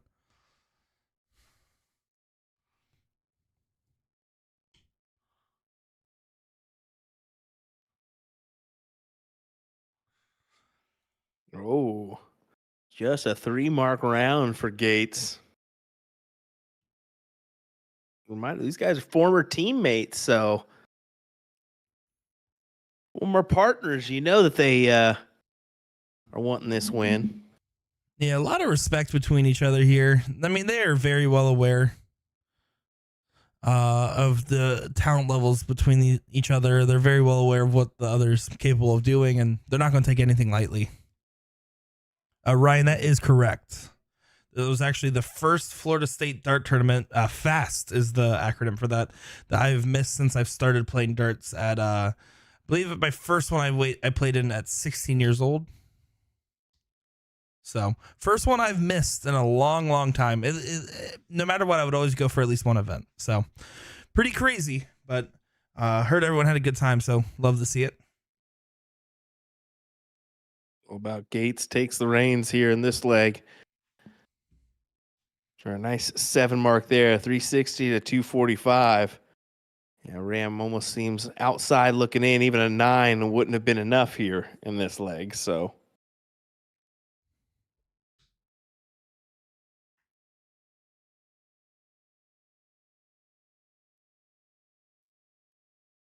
Gates should attack the 16s. Let's take a look on the last, it looks like, in that single 7.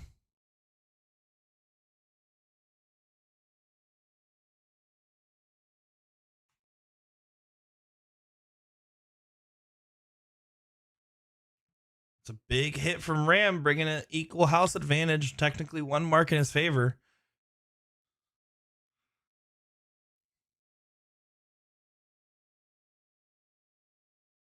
Oh, but look at this. Gates. Ooh, goes for the 15 less, doesn't connect.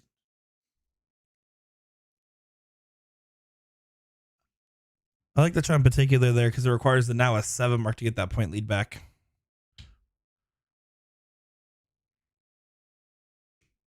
Well, here we go. He's fighting, that's for sure, but Gates going to take the opportunity to close out everything. Just on the outside, single 15.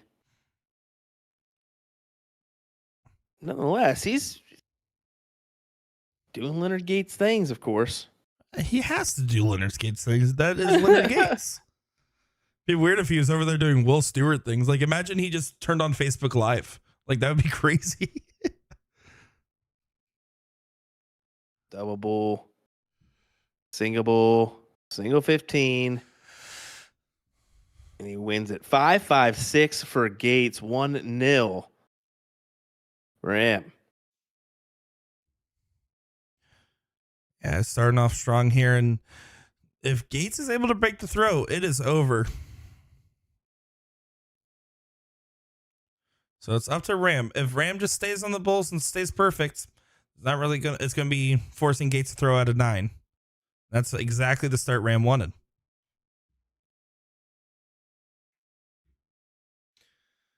Now, Will, do you know if Gates is one of those players that in the situation like this will go for a 9 dart shot, or do you think he's going to stay on the bulls and just try to pressure Ram? Oh, I don't know. He's kind of hard to predict what he's going to do on this. I don't ever see this happen much, really. That's fair. This is not a normal format for them to be playing. Yeah, so it's a great question. I could see him taking the risk, but he's not going to have the opportunity to. Yeah. Oh, man. We'll never know the answer. We'll never know the answer. We'll never know. I was about to put money on it. Oh, Ram catching low needs to correct. Does collect those 2 bulls there, so still in fine position. Gates can only get just slightly in front, but can't leave an out, so Ram's still in control.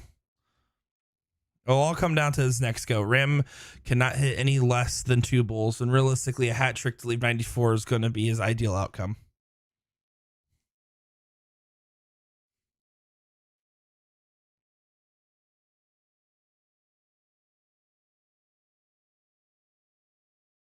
Yeah, doing just what he needs to do. Big hat. See, a lot of love, a lot of respect there from these Houston players. Yeah, just a 150 follow-up. So pressure is on still, though, for Ram. Yeah, the Ram just has to be smart. Not go over on any of his darts here. He guarantee himself a shot at. I was going to say 50 or trip. Oh, he goes trip 18. Okay. Can't just go 220s. That's the thing about it. I forgot about that. Yeah. Also, do you see how both of those were on the wire? That was dangerously close. He almost flicked it up into the double. That would be a day ruiner if that went up. So diddle again here. Oh, I can hear the dog in the background getting upset. He must also know it's dinner time. Rut-row. No, it's rut-row. Reggie. Gates will get the first look at this count out round. It's only 60 on the board, so single dart could tie him up. Oh, the correct dart was a bull there, Ram. You have to throw the single bull. What are you thinking, Ram? Ram, come on. He knows it. I mean, he 1,000% knows it. What do you guys think about that move from Ram? That is just I'm gobsmacked. Yeah. That's the word I'm going to use, gobsmacked. Oblivious to the situation there? I don't know. How can you say that against Ram, but seems to be the case, and now he's not going to get the look. Yeah. No matter what, bud, you are not having the look. Yeah, that's not ideal at all. You had your chance. Wow. Well, it does just a diddle at the end of the day. I mean, a very important diddle, mind you, but there is a chance for Ram to break throw here. If Ram does break throw, it'll make things very, very interesting, as it would be a last lake shootout.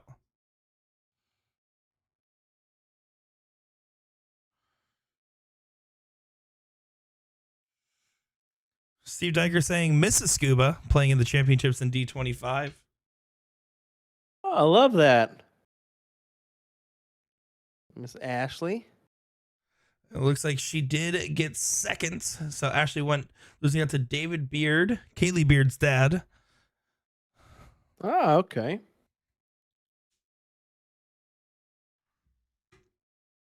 Seen some family members a part of everything. Well, it's funny because before Kaylee played, everyone in our local community knew who David Beard was, and then now Kaylee and her success in some of these women's events and getting in stuff like the women's CSI and almost making the WCS and falling out at the last second, everyone knows her now, and so he actually got a jersey that just says Kaylee's dad on the back. He got rid of his own nickname. I love it. Jason Hogson winning the division number 2 over John Pilgrim. Division 3 playing out. Division 4 playing out. We did see Division 4.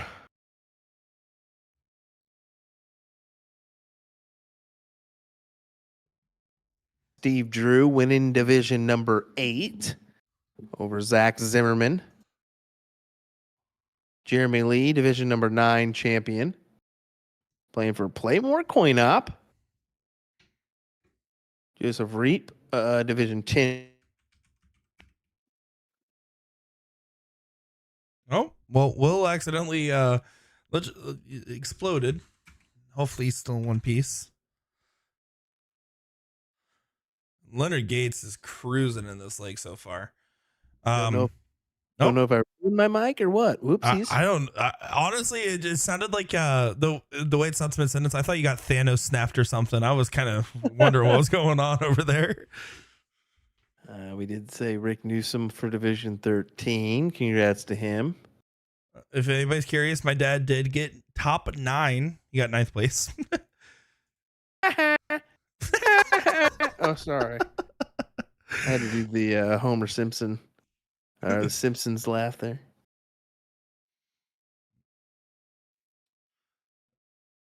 Ram needs to make a stand on these 16s.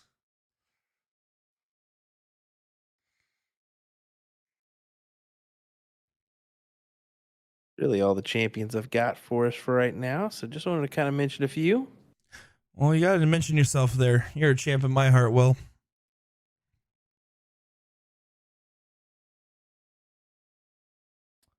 You are a champion. Oh, sorry. I was wondering how long the awkward silence was going to continue after that. Oh, man. Yeah, Rams in a little bit of dire straits. Not quite out of the mix, but Leonard Gates can seal this one away right here if he wants. I think he will. He should be able to clean this up. Yeah, that's a pretty strong performance so far.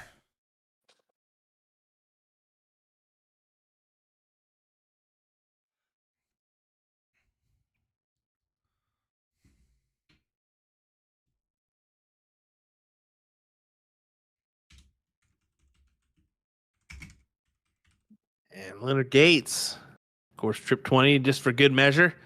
Down in the 15s, double bull, and yeah, he's set in stone here, folks. Leonard Gates, Division 1, looking more like his, is going to be his. Let's be honest. Yeah, LG getting it done. LG Gator. And there it is. You can see the little shocker bra getting held up there by Ram as good second place run there. 5.76 will do it for Gates.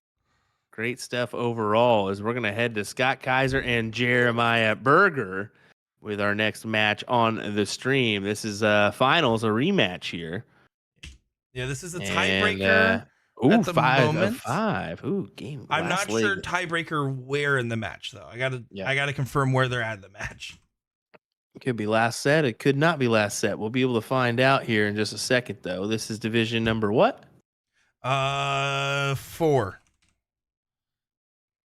That's right. Scared me there. You just love throwing me questions. I would This rather match ask, was called. ask- Hmm? This match was called at 5:24. So if I'm not mistaken, it's going to be first set. Yeah, it looks like you are right. Now the other question is, of course, did Jeremiah he win or lose a has set? Jeremiah's in his last set. He is on his last Yep. decider there. He's got to win. He's got to win. All right, so there you go. Look at that. We'll finally get in the hang of this format after a couple of years. He's cooking. Man, I tell you what, I hate you so much. Guys, I just want you to know when he says stuff like that, just know he's 100% serious. Send help. It's all love. Yeah, that's what. Yeah, tough love. My I hate you is love. That's A true. lot of people know this. Yeah, See, Jeremiah. it's on his Christmas cards he sends out. Jeremiah on the outside looking in right now, unfortunately. But Yeah, so it looks like Scott's gonna take this one here more than likely.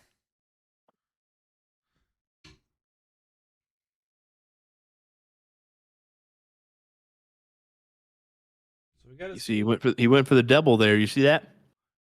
He did go for a Maloney double, didn't he? I've been personally in the casual play, I've been doing it a little bit more. But I feel like if you're not 100% confident you can aim for the inside wire, it's not worth the risk. Yeah, you gotta be smart with your misses there and just miss inside wire. But things happen, unfortunately. But we'll see. And sometimes it works for players, sometimes it doesn't. Right now, Scott needs a single 16, grabs that. I like the play just to go ahead and go for the points here, come back, hopefully for the win next time.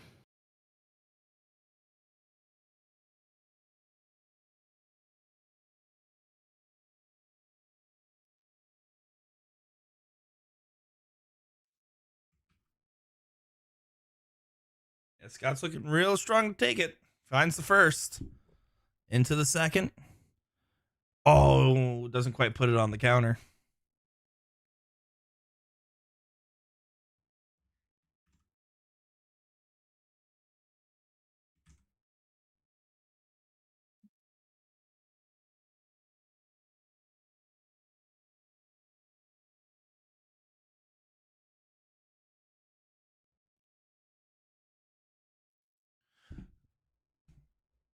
So here's the deal.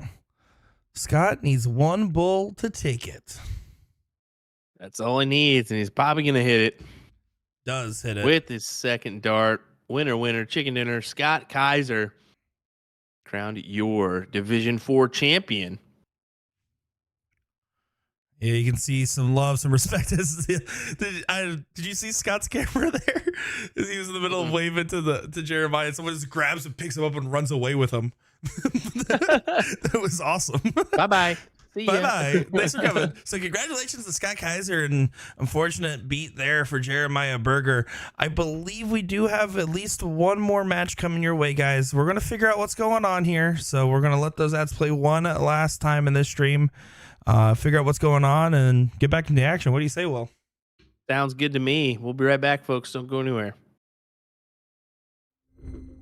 Fiber sisal in the back, creating literally the ultimate setup for durability. So not only are you paying for an even better longevity of the dartboard, but also enhanced graphics and functionality. All three dartboards have a hardened double bullseye and 25 segment to help with durability. So listen up, Americans, we need this because of our obsession with cricket. The most common problems we have with sisal dartboards is the bullseye segment wearing out or some issue with a wire. So let's just say we're not known for wearing out our doubles. All three dartboards come fitted with the 3 Rotolock wheels to help stabilize the board to any wall surface. But the adjustable wheels make your life so much easier because they allow you to rotate your board super quick and easy. You just loosen them, rotate, then tighten them again, then of course fix your numbering. So in preparation for a recent event, I put this board to the test with 4 to 6 hours of practice per week for a month straight. This gave me an opportunity to see how this board holds up, as well as give you all that honest opinion you've been waiting for. After just a few throws, I was able to tell that this board was a touch softer than popular brands I've used in the past. Admittedly, this had me a little scared, thinking this would lead to a fairly quick wear down. Instead, after a week, I was still at the point where I felt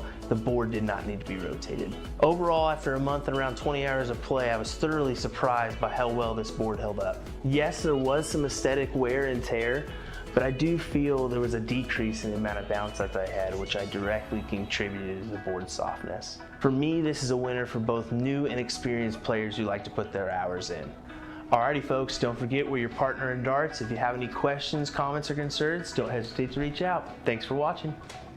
How to use a Corona light on a soft tip electronic dartboard using a Target Corona conversion kit. This kit comes with 4 identical pieces here. Very, very simple. The very bottom has 4 prongs that actually insert into the outer ring of the board. The other backside has a magnetic piece there that goes and connects against the magnetic feet of the Corona light. So full disclosure for this kit, it's not compatible with all electronic dartboards out there. We've tested every one in the store. It does not work with the Target Nexus or other boards similar to that shell, and it doesn't work with the Grand Practice 13-inch board. However, it's compatible with the Grand versions 1, 2, 3, 3S, and the Grand Dash, as well as the Darts Live 100S and 200S. And that is it. You guys ready? Turn this bad boy on. Voila, that is it. Very, very easy to do, super affordable with the Target Corona conversion kit.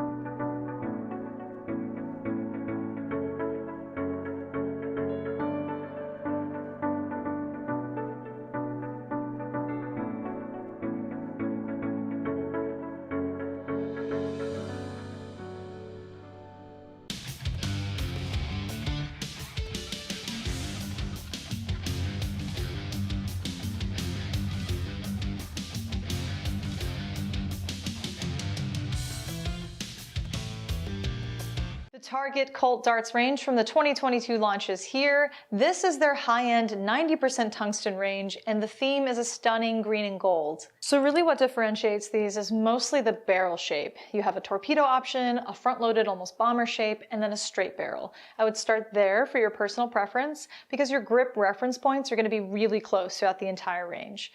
All right, let's throw all of the steel tip variants onto the Target Aspar board. And as you can see, we've got the brand new mod home dartboard system all set up, ready to go.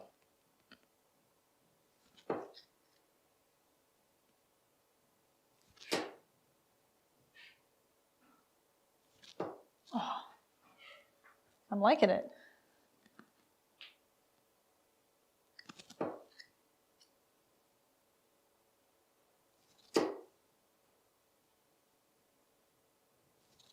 I'm really liking it.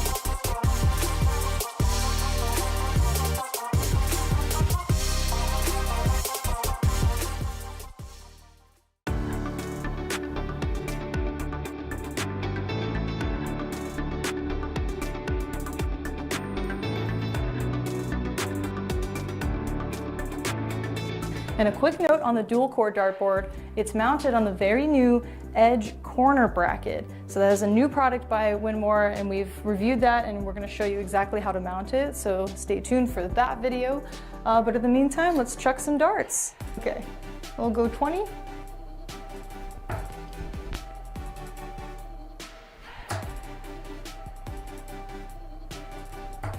Oh.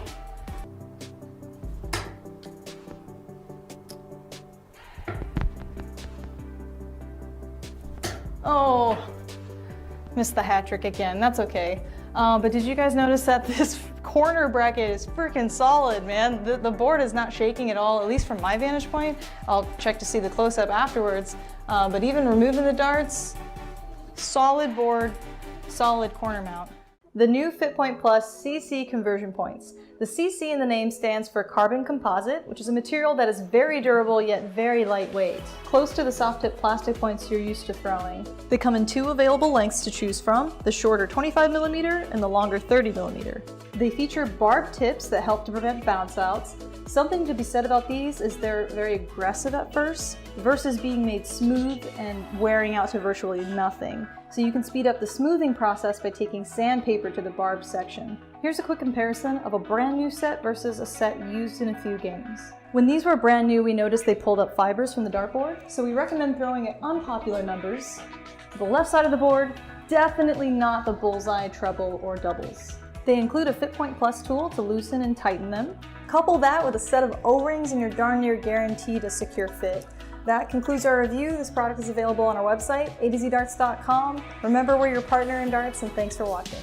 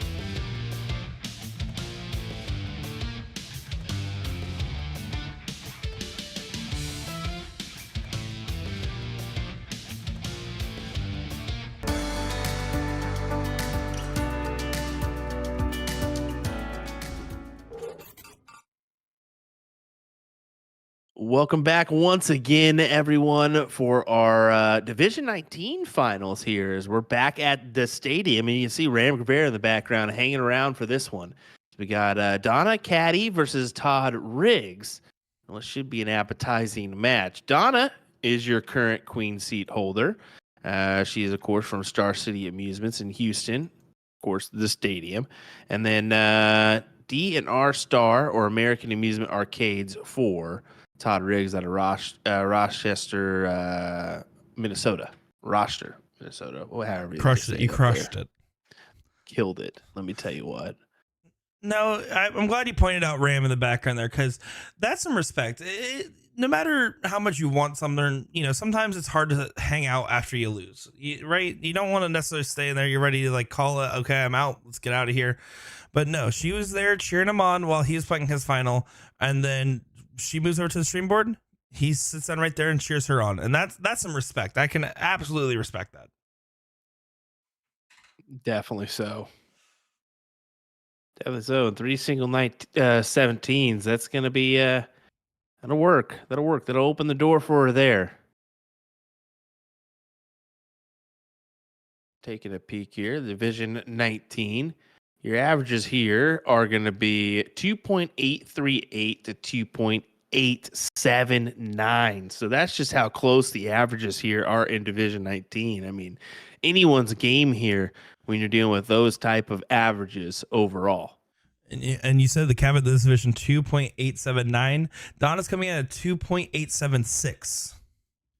So 0.03 below what this division was. Which again, being the bottom or top of a division doesn't matter as much. And when you're in the middle here with how tight the spread is, but still coming in barely on top there.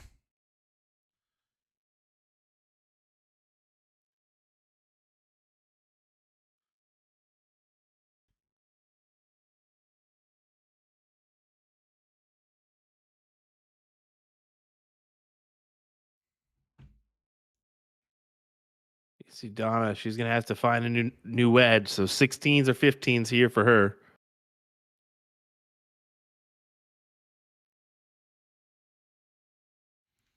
Connects on the last dart there. Must hit dart for sure with Todd being up 3 houses.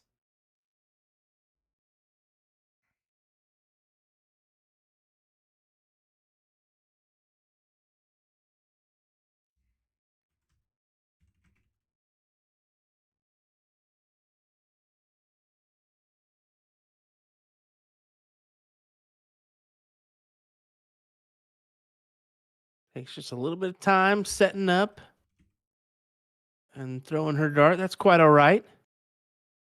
Whatever gets the job done. Everybody has their own unique throw. Certainly. Mine's always been made fun of as a super goofy one. Do like that whole little wind up. Austin, this is division 19.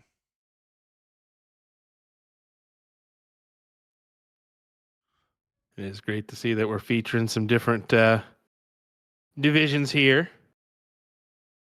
Everybody can get a true eye that not everybody can throw a 6.95 like we saw Ram Rivera do earlier today. I mean, it's very rare, I feel like, to throw 6.95s in general. So yeah, you're not going to see that, but what you are going to see is some real tooth and nails competitiveness. Just in a different style. Instead of these big explosive rounds where one person goes on a crazy tear and the other person has to keep up. Instead of what you're going to see here is it's going to be a lot of closer. Who can hit the best 3 marks? Who can hit the best 2 marks? And really about choosing the right segments to throw those on. And I spent a lot of time lately working with my roommate Jason. He's played his first ever dart league, just started his second, and he's a 1-8 player, and trying to get the mentality set right of how to efficiently use your marks. If you're a 2-0 player, you're expected to hit 2 marks a round. Where is those 2 marks best used, and trying to get that mentality established.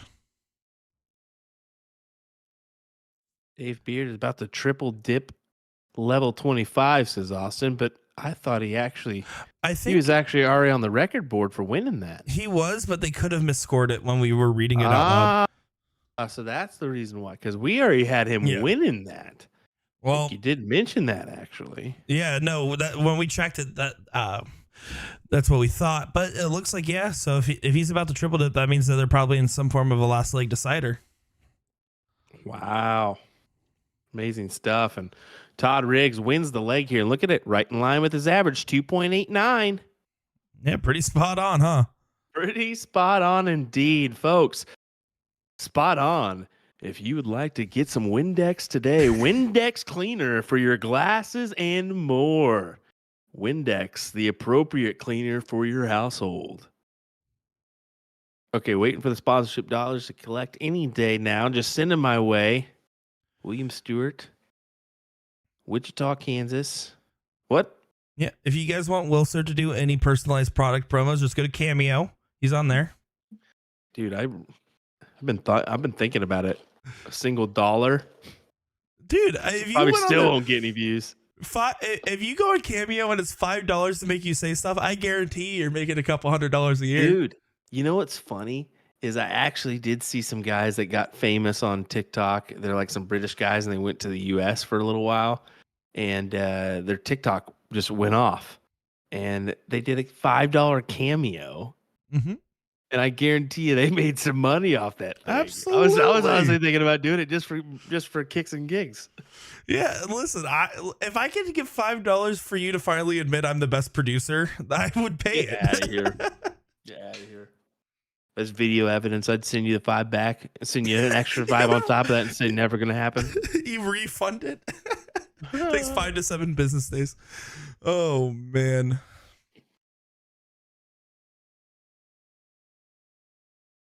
It was a big Trip 19 opener from Todd. And he takes a second there. I do like the way Todd sets himself, although he does have that jump in his dart. You can kind of tell he raises his shoulder up and has that little bit of a back kick there because he's trying to get it up and going. And that's where some of those inconsistencies can lie. On the other hand here, I love Donna's setup a lot. The thing is, the way she brings it back so fast and then forward adds a little bit of dreariness. So she slows her throw down and does exactly what she does, but just a little bit slower, I think would lead her to a lot of success. The way you pronounce some of that with the it was perfect, brother. What'd I do? Great. Oh, I'm just you were just doing some pretty good in the middle there. Oh yeah, doing the exaggerated. Listen, I practice my onomatopoeias, all right? I couldn't tell if you were doing some lunges or what.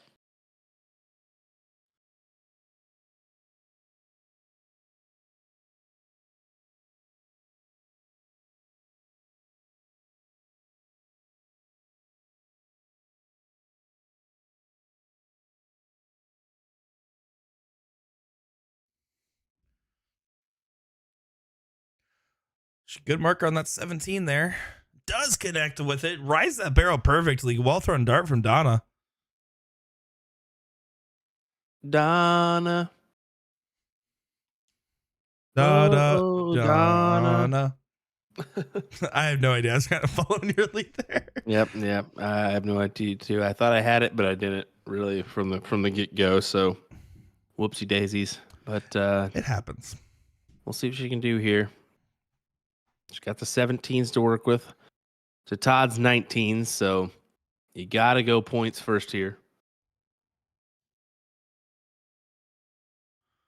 Oh, kind of hanging over top. That's going to be a tough dart for her.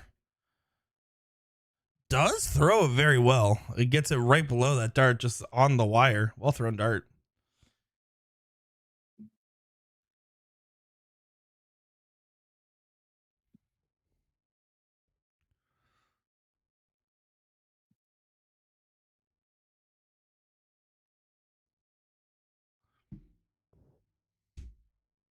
Let me just do a quick peek here.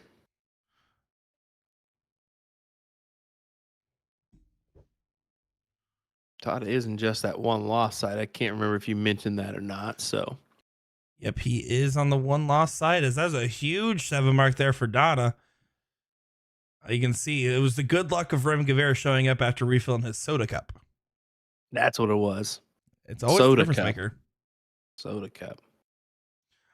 I mean, it could be anything inside the Seraphim cup. I'm going to say he's a, I don't know. I think he found an old Sierra Mist. It's not a Starry, just an old Sierra Mist.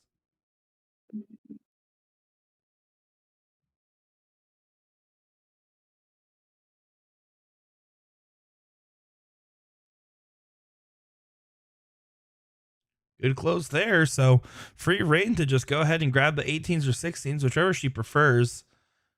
You can see she doesn't have a house, so kind of a gutsy play there to open up or close out the wedge rather than gather something. But she feels like she's just at the right amount of points. And you got to look at skill level here, where you're at, and what you've been doing throughout the day here.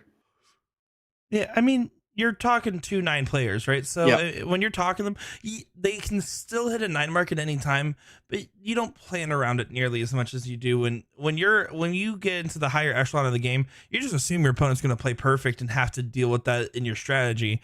Vice versa here. I mean, a 59 point lead with the close house is enough where she can go for a 2 mark close, and there she does get the close on the 18. So now is looking ahead in this leg to make it a 1 apiece.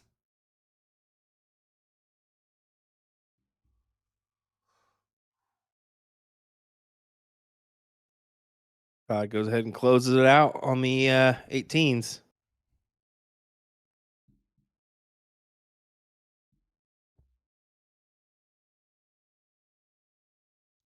We'll be looking at the 16s here. Yeah, Todd definitely going with that chasing strategy, trying to not let her get comfortable, but doesn't seem to be phasing her much. Yeah, he's going to have to attack the 15s here next. But wow, what a shot from Donna. Atta girl. Great shot there. A little bit of a celebration out of her for that one, too.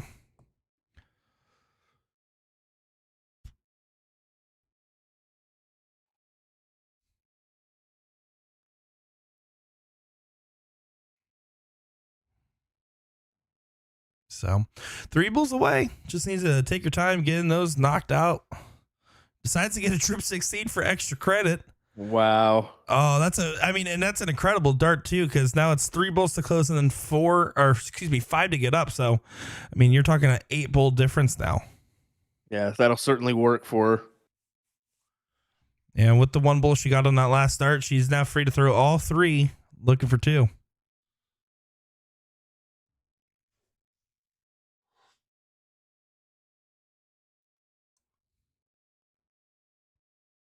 Going right after it, attacking it. Creeps a little bit closer. Doesn't quite get there, but again, no harm, no foul in this leg.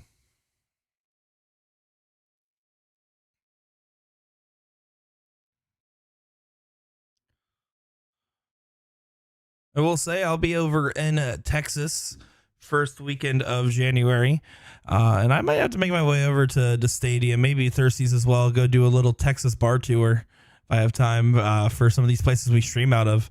Although it's a big state, so I got to see how far away everything is from each other. As Donna takes that one, 2 bulls. Big double there for her to take it out. Great stuff. 1-0 advantage for her.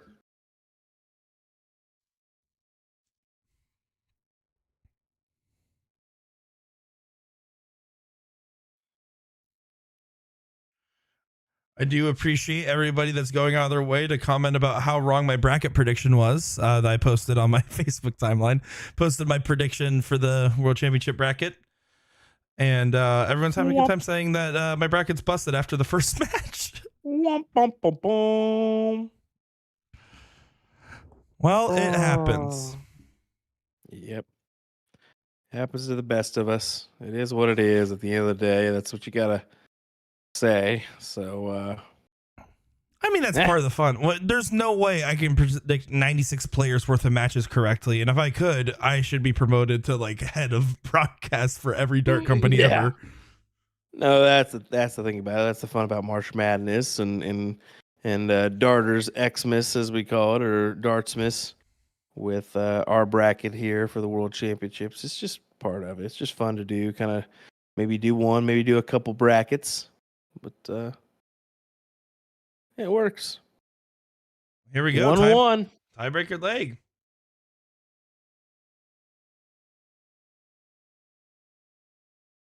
Do appreciate you folks that are hanging in there and watching along with us. This is Division 19 finals. Great that we're able to feature a smorgasbord of players and divisions for you today.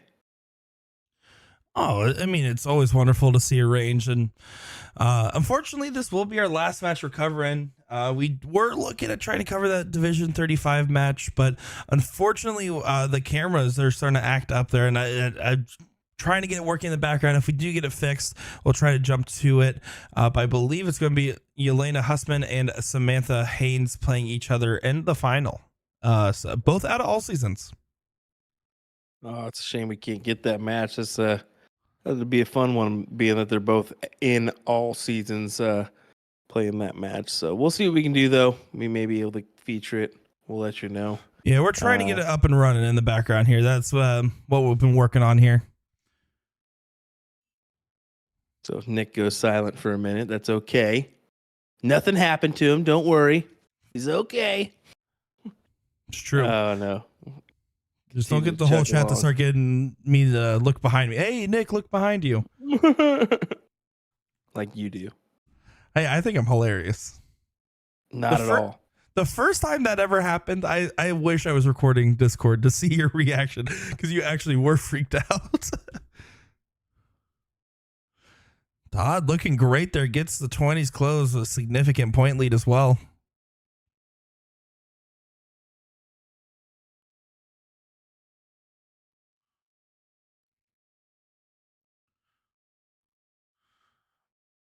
Overall, the motion's smooth. It's just she has that like one when she brings it back, she kind of like stutter steps for a second there. But otherwise, I mean, her follow through and setup, I mean, it does look good. I agree with that. Definitely agree with that, Todd. Can't really tell. You can tell a little bit, but he's still kind of just off the screen. But that big trip 17. Oh, Oh, look at that! Another one. Did you fill it up? went for the 19s for the close on the last there. Great 7 though. Yeah, amazing effort on that throw. Puts the pressure back on Todd here. Todd needs to get this point lead resecured. Difference is now down to 10 points here, so gives Donna a lot of options. A 3 mark to go for the close and point lead on the 19s, although she does have to keep in mind Todd does have that little mark on the 18 in the background here.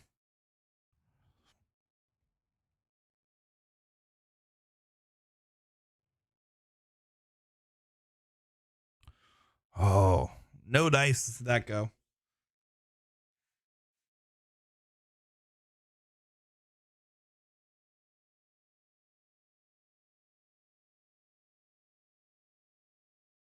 Todd has a little bit of an advantage here.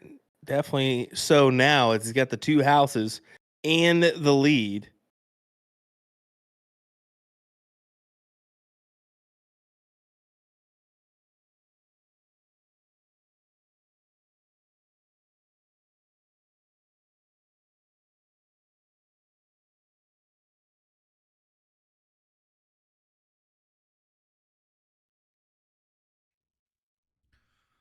And after that 7 mark, back to back and nothing sandwiches. Donna definitely took a moment to wave hello to somebody back there. That's funny.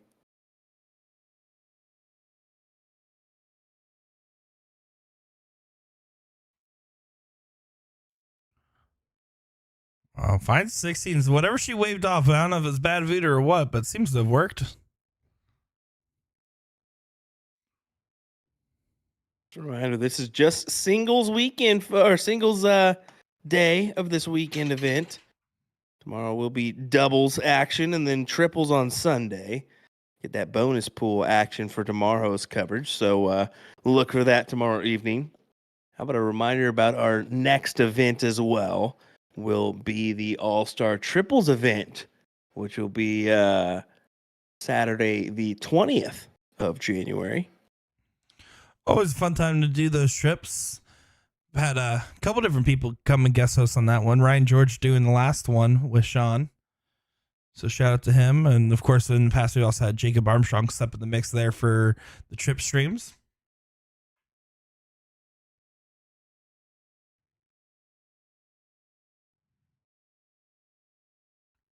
Odd, will he close or try to close the door or stay on the 19s? I think he'll try to stay, and boom, big hit with a 5 mark on the 19s to put himself out in front.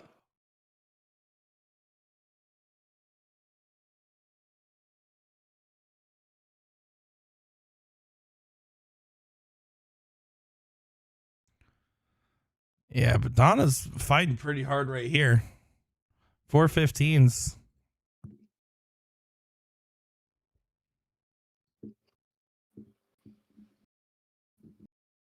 Gotta have a little bit of fight, huh? I mean, she has looked good every one of these legs. Todd played that first one very strong, right? And looked good throughout. But even then, there's a reason why she was holding the queen seat.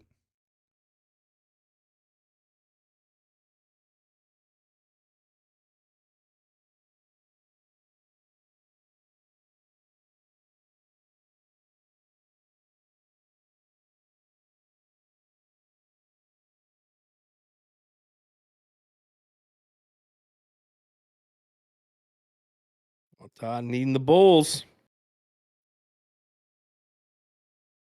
Trips the 19 for good measure. How about that?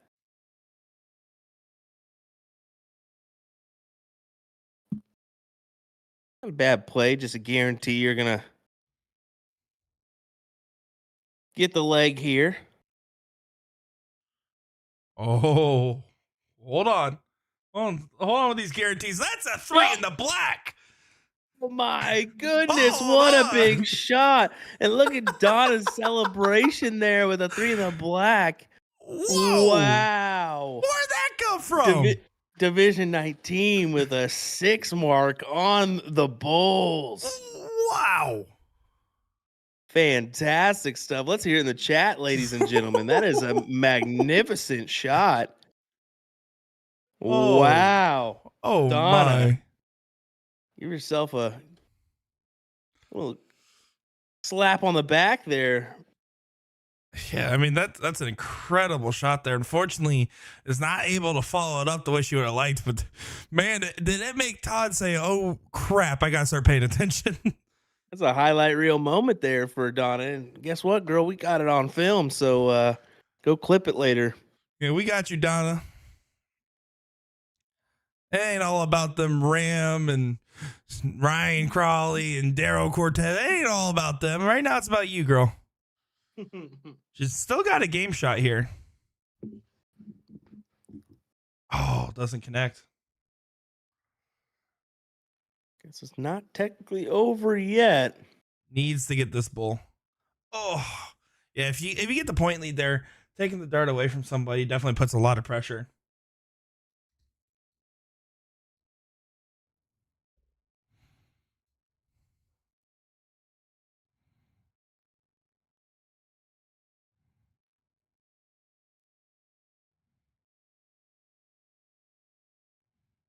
All right. Within grasp. Yeah, here we go. Okay, here single 19. Double 18. Or triple. Oh my. Oh, what a good attempt at it. Oh, the pressure's got to be on Todd's shoulders right now more than Donna's. Big stuff. I'd just go 18s almost here. At least 2.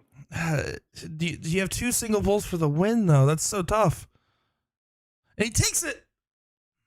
Wow. Back and forth round goes down to the wire. Todd Riggs gets it for the set. So that's going to be Donna's first loss in the day. 1 loss apiece now as we go to Cricket 01 Cricket here.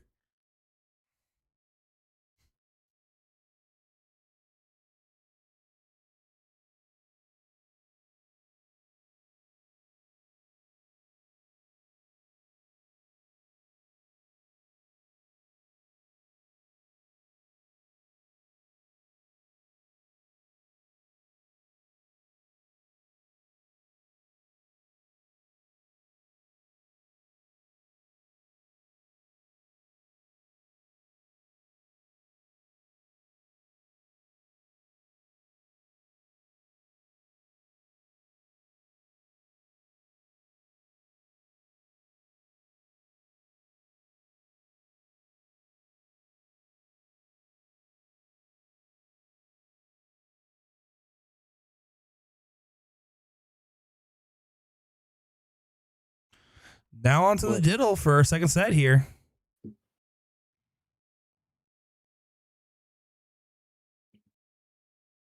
I had to take a pretzel opportunity. Sorry. You and your pretzels, they're man. so damn good, man. Listen, I'm happy for you, but if you're not going to share, I don't want to hear about it. I know I brought it up earlier. That's on me. That's on me. People are always giving you snacks and stuff, though. That's that's my favorite Tell part. you what, Juan really knocked it out of the park with that one. He gave me one little tub. I say little, they're pretty decent size. He's like, "You like those?" I was like, "Yeah." Next thing I know, I got a case, and I'm like, "Oh my gosh, Juan, what are you doing, brother?" I gladly took it, and I've been munching on them ever since.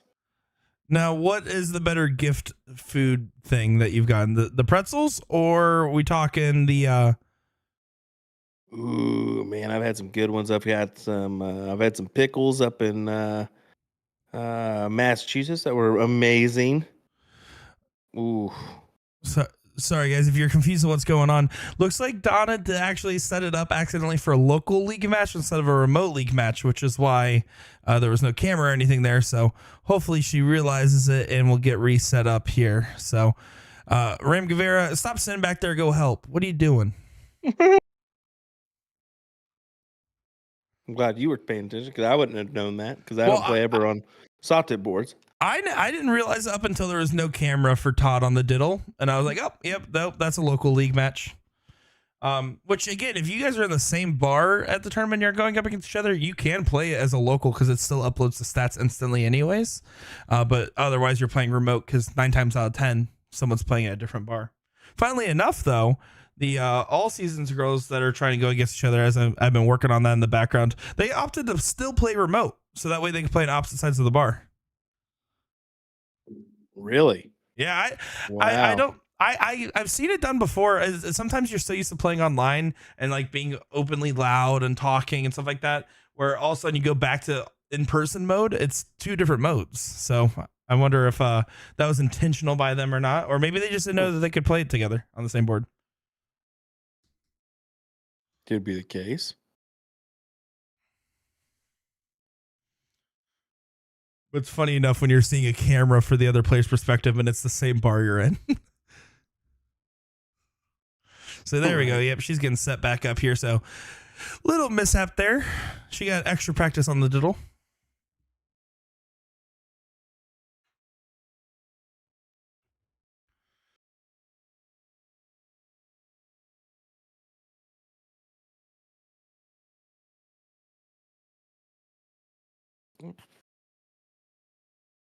There we go. They'll get situated here in just a second. Anna and Todd, 1 loss apiece. So still got to have 2 in order to lose this bad boy. All right, 2 more losses.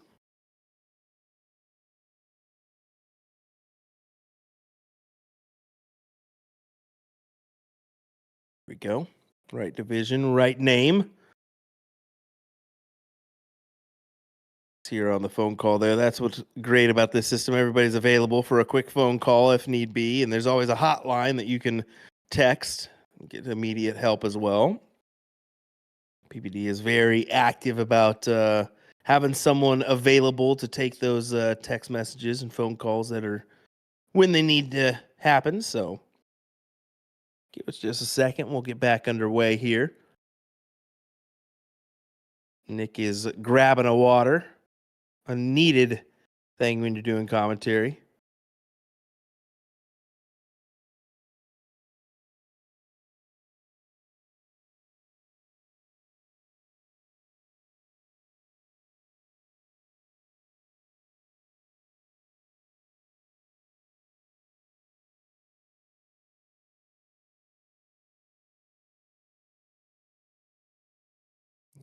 Donna will get us underway.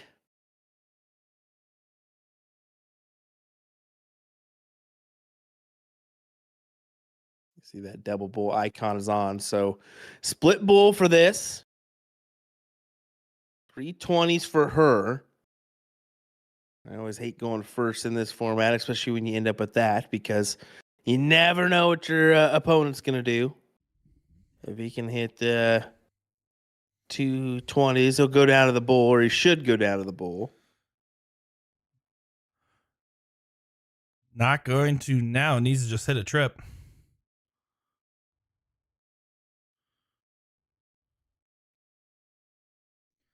Yeah, it doesn't get it. So Donna will get the start here. Cricket 0-1 Cricket.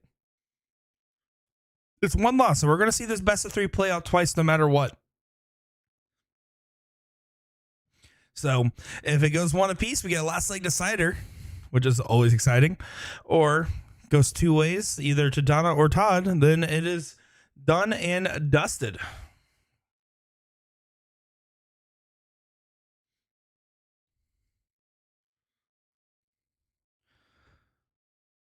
So I decided to start watching a new show the other day, kind of ran through the stuff I've been currently watching, and finally decided to watch one that's been sitting on my list for a while now, The Boys. Never got around to watching it.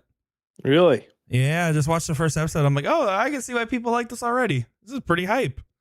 Boys is pretty good, brother. Boys is pretty good. Let me tell you what. But what was overhyped that I just saw in theaters the other day, Godzilla -1. Everyone's calling for it to. A lot of people calling for it to be movie of the year. Didn't even come into my mind to watch that, buddy. I'm just not gonna lie to you. Not a Godzilla fan, or just there's been so many of them now. It doesn't seem to thrill me. So why give it a whirl in the first place? So yep, there you go. That's fair. That is fair. But to give some credit, Godzilla -1, not that most of you even care, but it is a Japanese Godzilla film rather than an American one. So they're 2 different studios. That one that blockbuster is made for under $15 million, which is pretty cool. That being said, I gave it a 7 out of 10. So don't go to your way for it.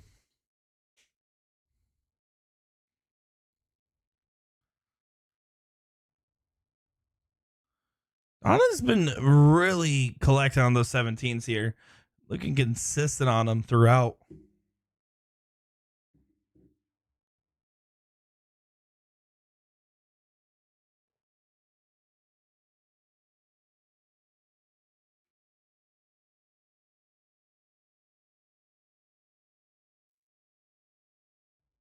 Yeah, Todd. Sitting pretty, though. Good close there on the 18s.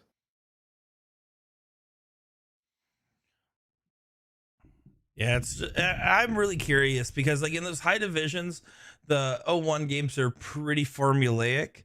But when you get to Division 19, you're going against, a 2-9 and 2-9. So you're going against what, like a 23 versus a 23, give or take, in 0-1 average. It gets pretty interesting with if you can actually hold your throw as well, because it's simply just put, you're not as consistent. It can be harder to do. Oh, look at Todd go. Big trip 18, big trip 17. Playing well here. Folks, thanks again for joining us for our coverage of the PPD Nationals here. Brought to you by Partners Promoting Darts.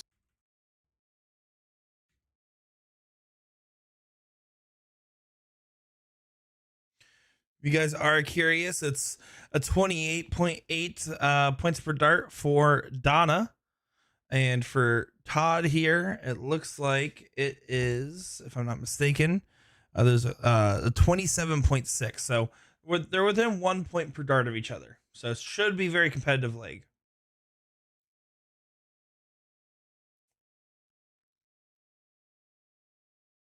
What the PPD has done, they've just made it super competitive across the board. Doesn't matter if you've got a big name or not. I mean, at the end of the day, you got to face some heavy hitters to win your division. Whether you're at the top, middle, bottom, it doesn't matter. Yeah, from the top, let it drop. I can't say the rest of that song. Oh my goodness. And Nick DeShare is fired, everybody. Thank sorry. God. Free. I'm free. Free falling. Oh, sorry. It's okay. I liked it. I like Tom Petty. Hat trick there. Put it on the counter for Donna. But Todd needing just the one. Once again, to go 1-0 ahead here in this matchup. Gets it on the last.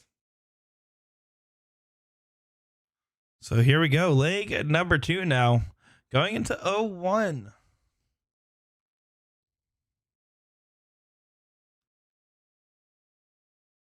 Donna to throw first. And, compared to the hat trick that you see in these high divisions, the goal here, if you're hitting 2 bulls around, you're going to probably get an outshot at this division. When you're talking 28s and 30s, I mean, a 28 average, that means you're throwing 2 bulls, 1 bull, 2 bulls, 1 bull, give or take, with the 1 missed round.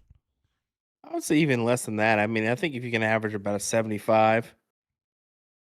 So if you can collect at least 1 bull and then have another good register in the round, you could be sitting pretty. But we'll find out what happens here, especially in this point of the day or match, because you got to think here. They've been playing since about 1:30 is when we started, correct? Yep, that's correct. So 1:30 Central is when we started. Got to be feeling a little bit of pressure as well. I think the nice thing about how, because this triple elimination format's pretty similar to set play, and it's kind of easy to forget how deep you are into a match sometimes. And that helps kind of take some of that pressure off your shoulders, rather than when you get to a finals at a local tournament and the finals is, all right, here's your best of 5, do or die, Mm-hmm. It lets you get a little bit more settled in than you otherwise would be sometimes.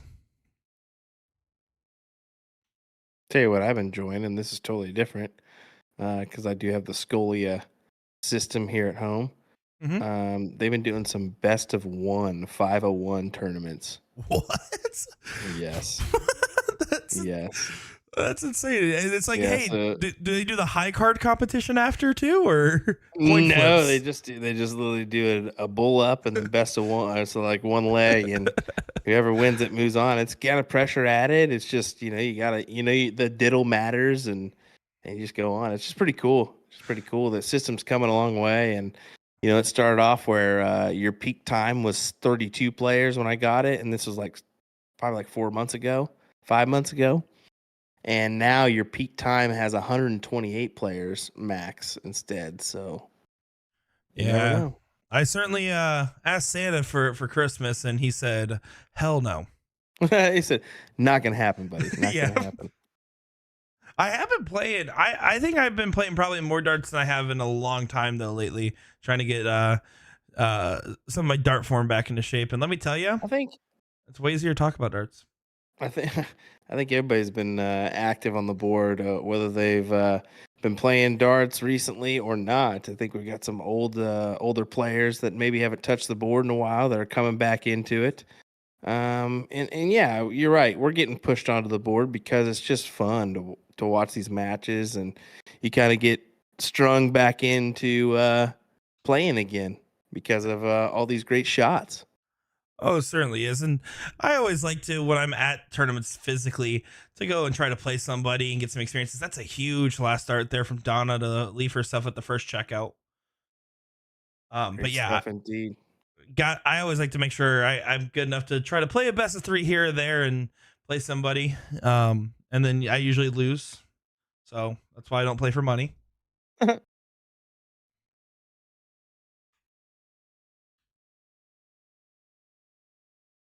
Donna 155.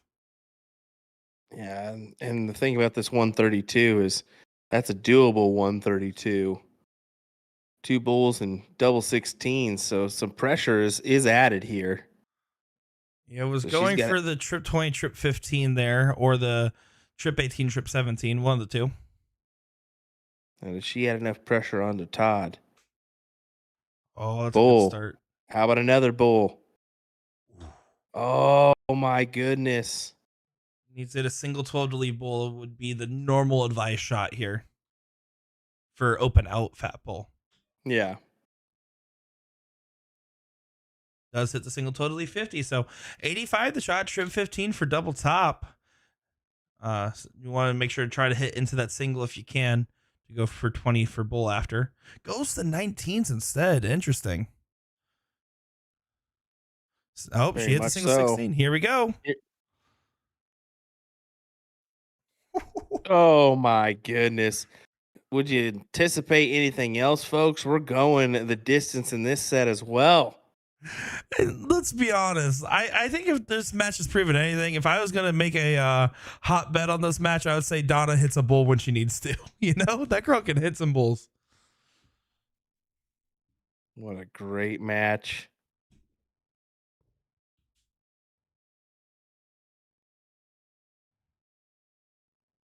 Guys, can we all just take a moment and hope and pray that the New York Rangers can hit 2 goals here in this first period because Will really needs it. Let's go, What? Rangers. They just scored one as I spoke. Yes, buddy. 1-1. Oh, magnificent. Come on, New York. That is a great deal. Right as you say it, they just score one for you. And speaking of scoring one, Donna scores one. She's on the board and gets the count up. I do think for our European crowd, they'll recognize the New York Rangers from the 2022 U.S. Masters, as that was going on at the same time while the U.S. Masters was going on. And you had multiple dart players bring it up on stage, bring up jerseys on stage and stuff like that. And the whole audience was starting to chant it, including all the people from overseas. So New York Rangers, the only dart related hockey team I could think of.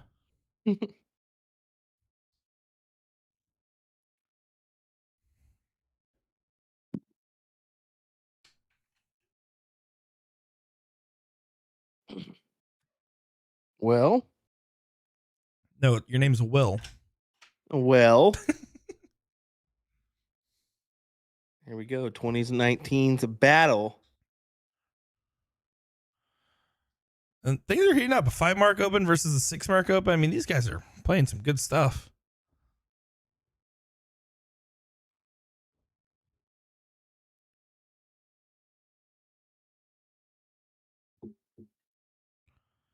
Some enticing affair.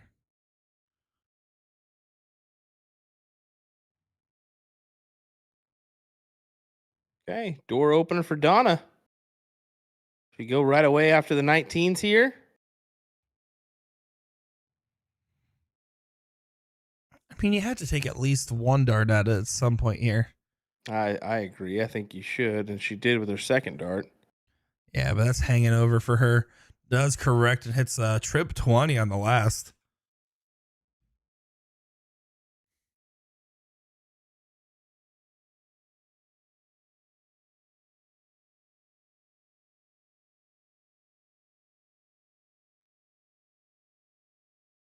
Oh my gosh. Oh, big 7 mark. And that was no regards in a sigh on Todd. That was definitely in regards to New York Rangers. So sorry for that one, Todd. But yes, I had to. And guys, just to justify Will here, he did put his house on that game. So very important. Not my house, but a sizable amount. Let's just put it that way. Sorry, his second house. I mean, yeah, never mind. We won't even bring that up.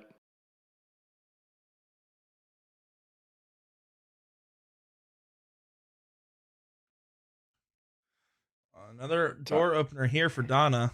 Yeah, you can tell Todd's getting a little upset here. He wanted to capitalize there off that trip 19 opener and hasn't been able to, or wasn't able to, on the next 2 darts. So, oh, big hit there for Donna. Is she taking a look now?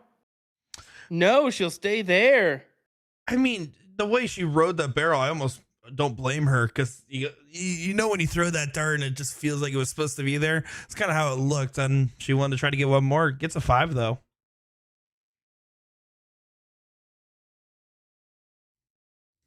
Odds are becoming a lot more animated as this match continues.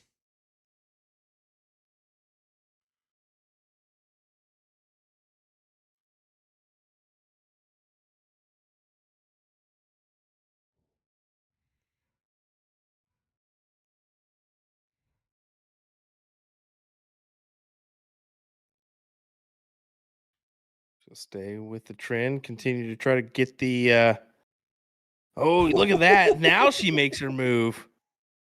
I figured surely she'll stay up there. But you Maybe just she don't know. You just I'm- don't know. The only logic I could get behind that one is that maybe it just wasn't as good of a marker with it sitting much lower. Maybe she wasn't happy with how it felt leaving the hand. And let me tell you, she makes great course corrections mid throw and does those adjustments between numbers very well.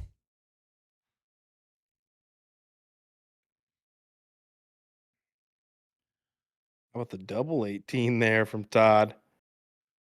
And I think he was trying to make sure he plants at least a single and just kind of played a little conservative on the approach. Plus, it also brings it back within one. Yeah, I have no issue with it in this level of scenario at this level of play. Getting the close is so important. If you're averaging just a 2.8, your goal is to make sure you get a close if you shoot at an open bed.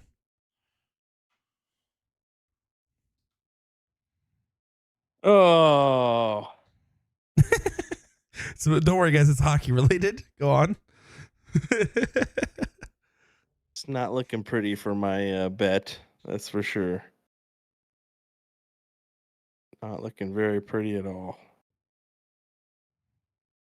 Whatever. Donna.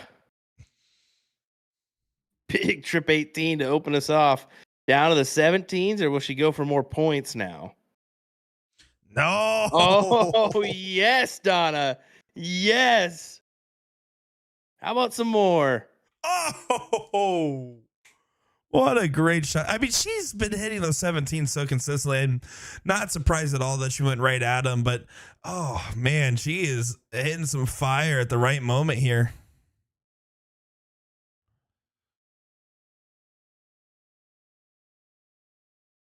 Well,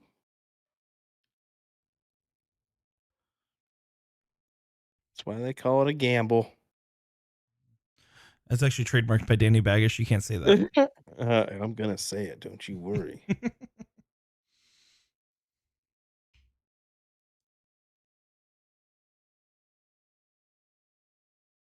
Just looking to close them out. She does so. 2 16s to close. That'll work. Mission accomplished on that turn. She came in there knowing, hey, I want to make sure to get this house in my favor, and did it. 15s would have been nice extra credit, but with the 3-house advantage, she set prime to put herself on match point here. And, well, I mean, you can attest, as this match has gone on, Donna seems to have gotten better, and Todd seems to be struggling more. And he's not playing bad. I just more so like struggling, at least mentally. But Donna has shown nothing but composure and the occasional celebration. 100%. Look at her here going to work. Trip 15. That's okay. Just putting more points on the board. And she just cleans it up some more. Look at her go. Murph in the chat saying, wait, I was streamed, which is so funny when you're on the receiving end, because you don't, especially if you're the remote team on the other side, you have no idea if it's happening. Yeah. Murph, you played great on what we saw. You did go 9 mark, 7 mark out when we saw you earlier. So good run on you. Definitely so.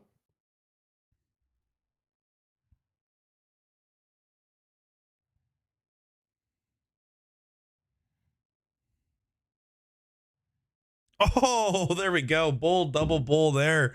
Donna takes the set, and I believe we're going to have to set up once again. Yes, we will. We'll have to set up one more time at least. Versus a 3-7. That was the stats, by the way. That is magnificent stuff for those two both individuals. Throwing so good. They really are for a Division 19, ladies and gentlemen. Let's give them a little clap action or a little love in the comments section. These folks are just going off this evening in this one. Congrats to them. Because nonetheless, $300, $450, it doesn't matter. You guys are both winners in this one. Coming out with some money and playing well, doing so. So can't complain about that, right? I mean, I can, but I won't. I'm just kidding. They did awesome in their performance here. They're calling. I think they're just double checking the format with each other. And there's nothing wrong with doing the extra due diligence when you're playing in a triple elimination, multi-loss format changing type situation.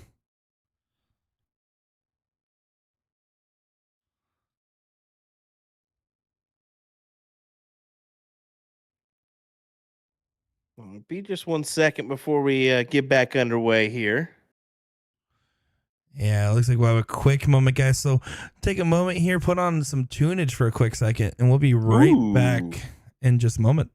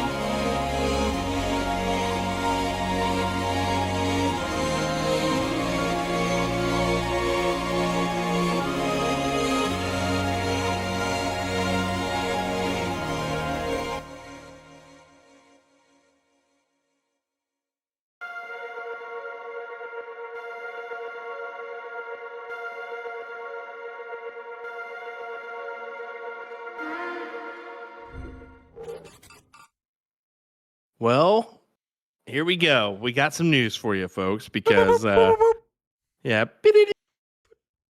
that was actually the last set because Todd was actually already had lost one more match than we anticipated. So that is actually it. Dono, your champion in Division 19, playing well in that last set to do so. So really great stuff overall in that Division 19 final. I'm glad we watched it, huh, Nick?